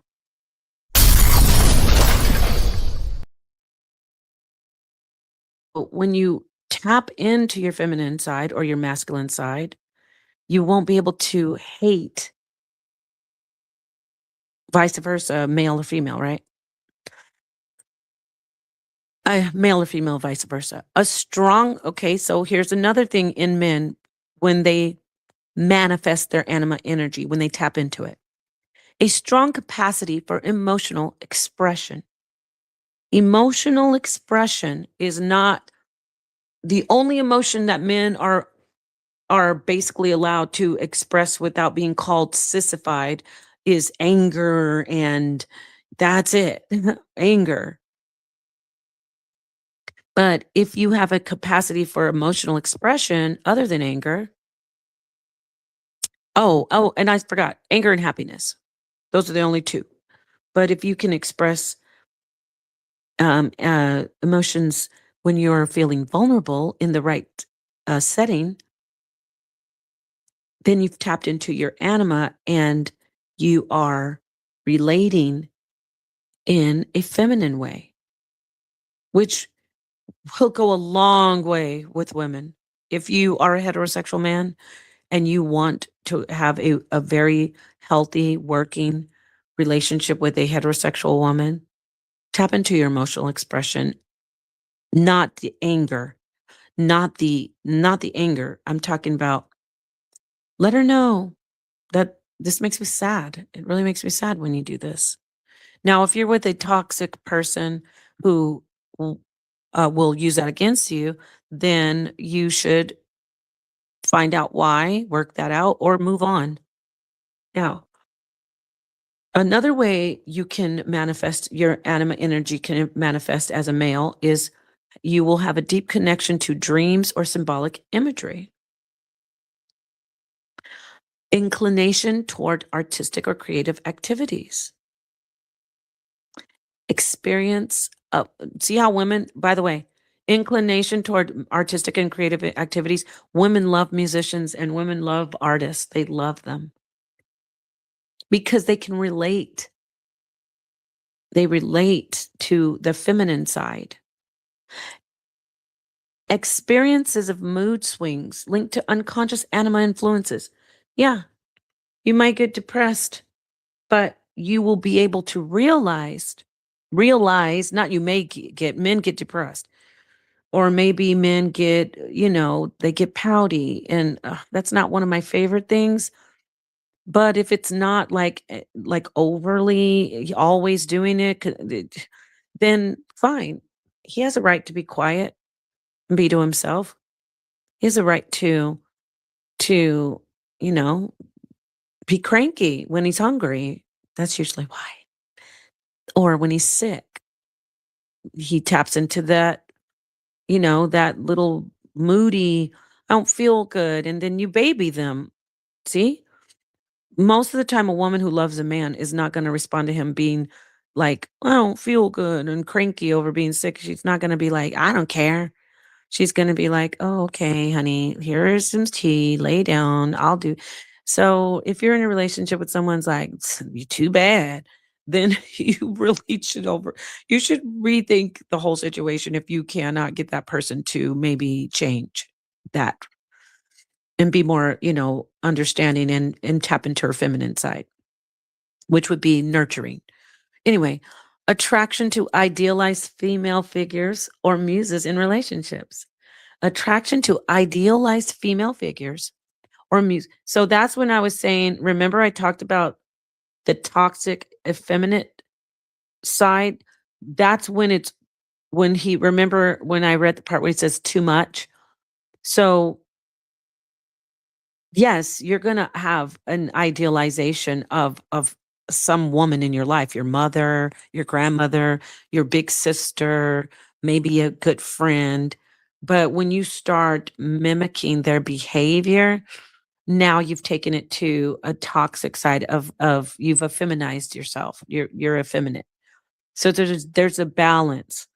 You can idealize women and muses in relationships, but you should not start to try to become them. You want to, in your anima, you want to manifest this energy as your male self. It is still masculine psyche, but it has the archetype like a sub psyche so much. It's not even a psyche, it's like a sub like characteristics. The archetype is like a sub psyche kind of like an unconscious psyche, but I'm going off the rails again. Basically, you want to still stay in your masculinity, but consciously tap into your unconscious mind, which is your archetype, which is your anima, which is your ideal woman. See? You tap into your, oh, what would my mother do? Not when a situation arises, don't always be like, I want to act like what would do. Tap into what mom might do. But sadly, don't hold on. Some of you already do that, and because you've been raised with mothers who have been toxic, have a very masculine out of fear and out of being uncovered and with no protection and they've been unstable. So you think, oh, I want to act like with mom. So don't do that. I scratch that. Try to think about what would Shahrazad Ali do if you don't have, um, that particular woman in your life. Okay. In women, when anima energy is active, what does that say? Wait, that's not what it is. I think they meant animus energy. Oh, okay. So they're saying, okay, I didn't even know this. So young, I thought that anima was only for women, for men. Hmm. Somebody's going off the rails on this article. So anima is exclusively in an archetype in males. Animus is an archetype in females. Okay, but it says right here, when anima energy is active, what does this mean in women? Increased receptiveness and emotional openness. I think they're still talking about men. Strong, nurturing instincts toward others. Creative inspiration arising from inner wellspring. So these are just feminine traits. So remember, somebody wrote this, and it's kind of confusing right here to me. So let's go to the manifestations of animus energy, which is the male archetype. I mean, the male psyche within, scratch that, the male characteristics within the female psyche. So in women, strong opinions about social or political issues, This is something that I definitely tap into. Assertive communication style, something that everybody knows that I tap into, and a lot of women, not just me. But we have to have a balance, right? See, because don't forget, on panels, when I'm just doing that, like I'm doing right now, I have certain males that are intimidated by my information and my intelligence level. And then they become toxic toward me because they mistakenly equate their masculinity with their intelligence level. And your masculinity should not be equated with your how intelligent you are. Masculinity, intelligence doesn't equal masculinity. But for them, in their misogynistic, chauvinistic minds, in those beliefs, that's what it is. Your masculinity equals your intelligence. Because these forums have so long been male dominated, and it's been a male space that they've had male bonding for so long. So now that women are seldom do women do this, but women enter these forums, these debate forums, and more women are doing it, thank goodness. But then they see it as this is our space, because that's what Yara is like. Women should know their place. You don't know your place, boy. You don't sit down somewhere. And I say boy not as a derogatory thing, but just like it's like what? I'm not calling him a boy. All right. Manifestation of animus energy, strong opinions about social or political issues. Those are definitely things that those are traits that characteristics that debaters um, possess. Assertive communication style. A good debater must possess that. Desire for independence and leadership roles.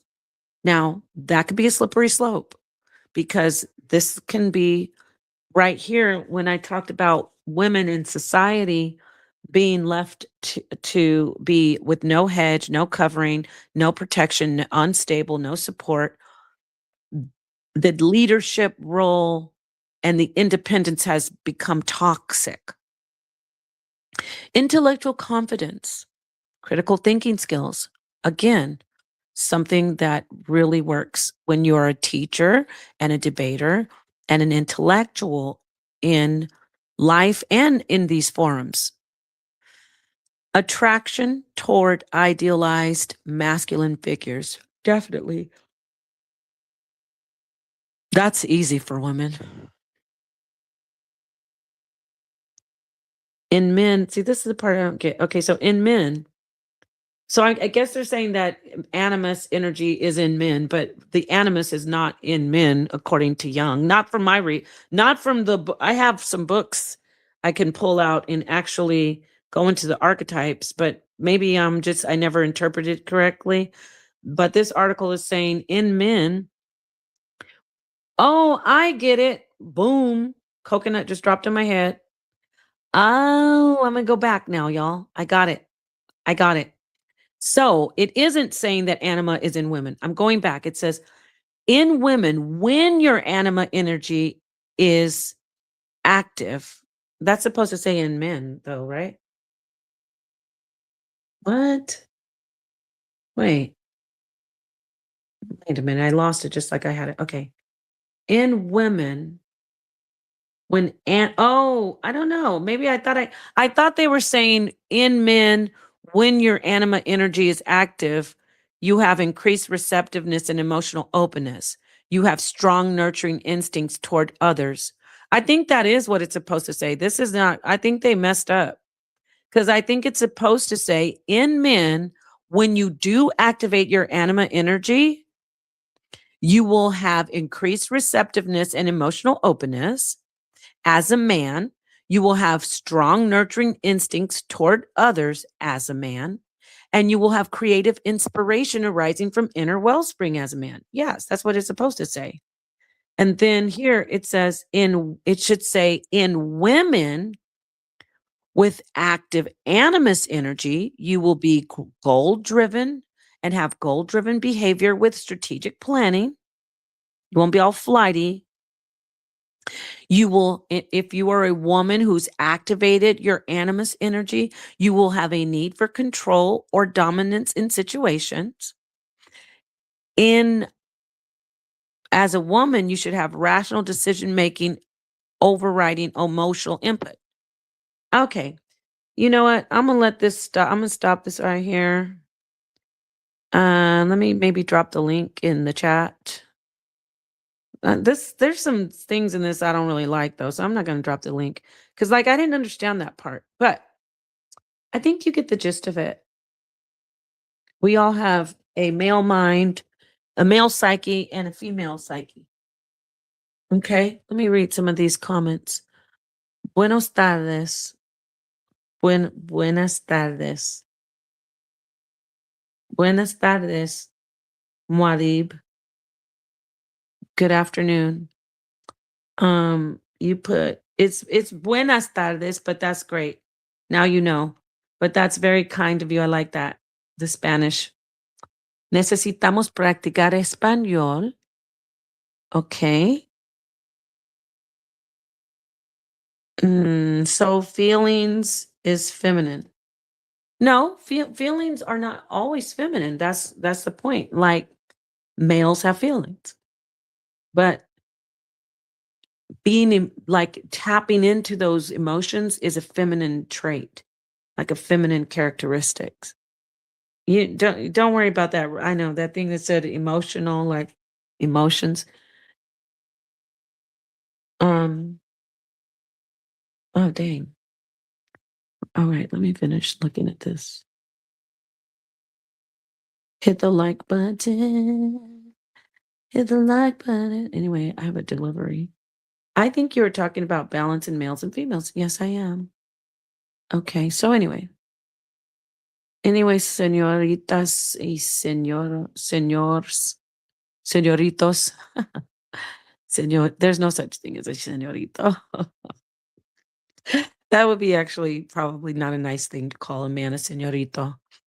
But anyway, that's all I wanted to share.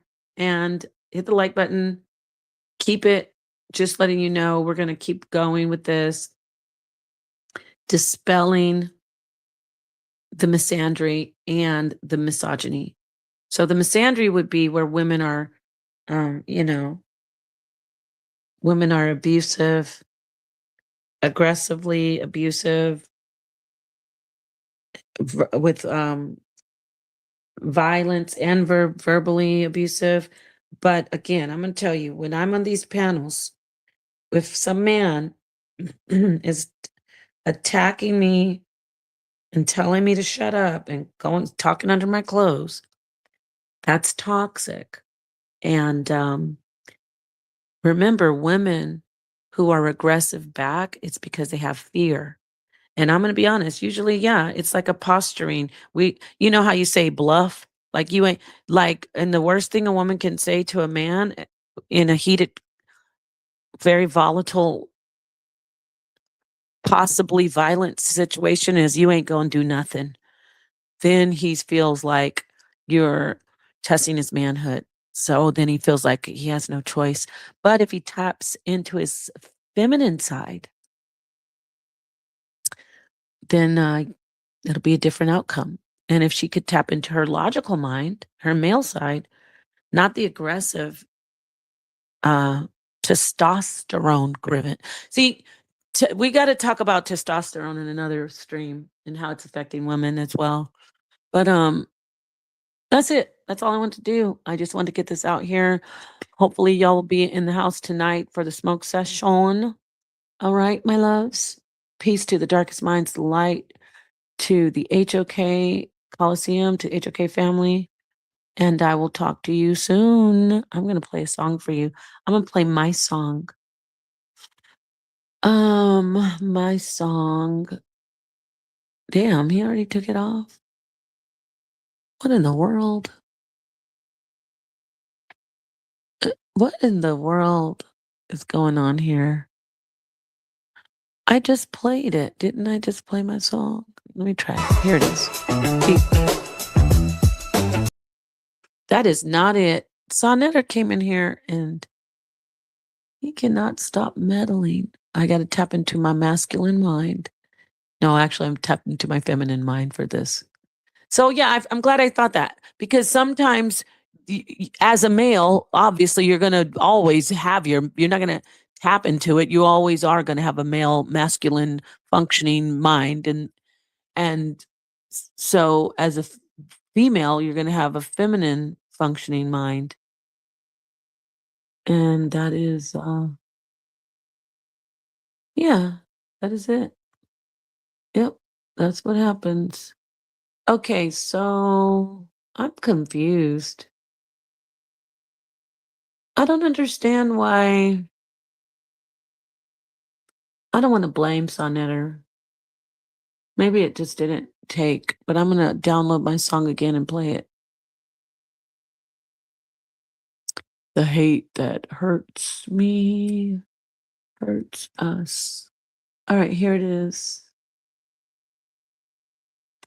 Peace, everybody. I'm going to upload this. Hit the like button. Yeah.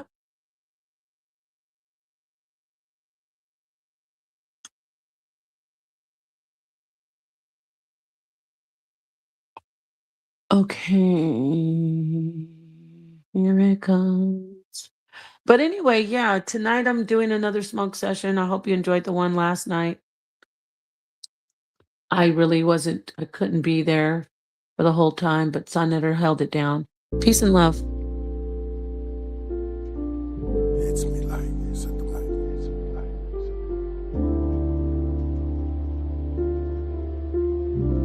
Okay. Diamond, the 33 vertebra, up the spinal curvature, to the pineal merkaba. That spins in my head and spread off the tongue and rhyme skills onto a vinyl circular. Became instant lords on liquid swords is the Bible determiner, the idol interpreter, the cycle of eartheners. I am Lord your God for worshipers. Merkaba. I ran out of room, I'm leaving the womb. I feel like I'm dying, I'm crying. Am I being pushed to my doom? I'm fading into life, draining from her waters, swimming, naming him Walter. Now I'm bathing in her light. I altered on the altar. The day walker, flaming into the night. Like fireworks that's vibrating 528 hertz. It's raining, the vibranium is ultra bright. Above my cranium, stars are shooting over. Nibiru exposure, meteor showers, supernovas. The meeting I supposed to write. Walking through the fire that was cold as ice. Poltergeist, took a glimpse into infinity. Saw a blimp that flashed my memories. The airport was empty. A rare quartz Da Vinci. My pen leads symphonies. You'll all perceive eventually. The orchestra of the August love. In the orbits as a foreigner from the corners. Now she's in the forest with doves. Near lakeside, the waters with suds. Are you able to withstand quicksand on a remote island in the Bermuda Triangle during Mercury retrograde? But I'm verbally electro waves that echoes for days. Age, 1 foot in the threshold and 1 foot in the grave. Peaceful, I settle over the metal like sage. God switchblade for any witch or devil I made. I'll carve them up in 7 ways. The carbon dust, fluorescent rays. Placed them in a garden plush after 7 days of parsing. Blood and flesh is always so expensive. But when you sacrifice the body, you can get this. Consciousness expanse is exponential, while your union is internal and intensive. The butterfly effect is so connected. You see that I'm a wreck, are you affected? Your energy is here, you're so detected. Your body's gone, it hurts, but I accept it. I bow to all the angels of the sky, and I bow to that one spirit by my side. I bow to the unfathomable Most High. Now if I speak the name, I'd be a lie. Think of all the ones they say moved on. I'd be a fool to think that they are gone. Should be a rule for us to say that they live on. Think it's rude for us to ignore them when they call. Thought I saw you in a shadow on the wall. Is that you? I see you standing down the hall. If I could turn back time, I would and make it stop. Help me focus, hold me up, don't let me fall. You are with me. You are with me. Couldn't leave you if I wanted to. Can't you see I wanna stay with you? You are with me. You are with me. Couldn't leave you if I wanted to. Can't you see I wanna stay with you? You are with me. You are with me. Baby, I wanna stay with you. Baby, I wanna stay with you. You are with me. You stay with me. Couldn't leave you if I wanted to. Eternally, I'm gonna stay with you. I'm gonna stay with you. Stay with you. 'Cause you are with me. You are, you stay with me. The angels in the sky.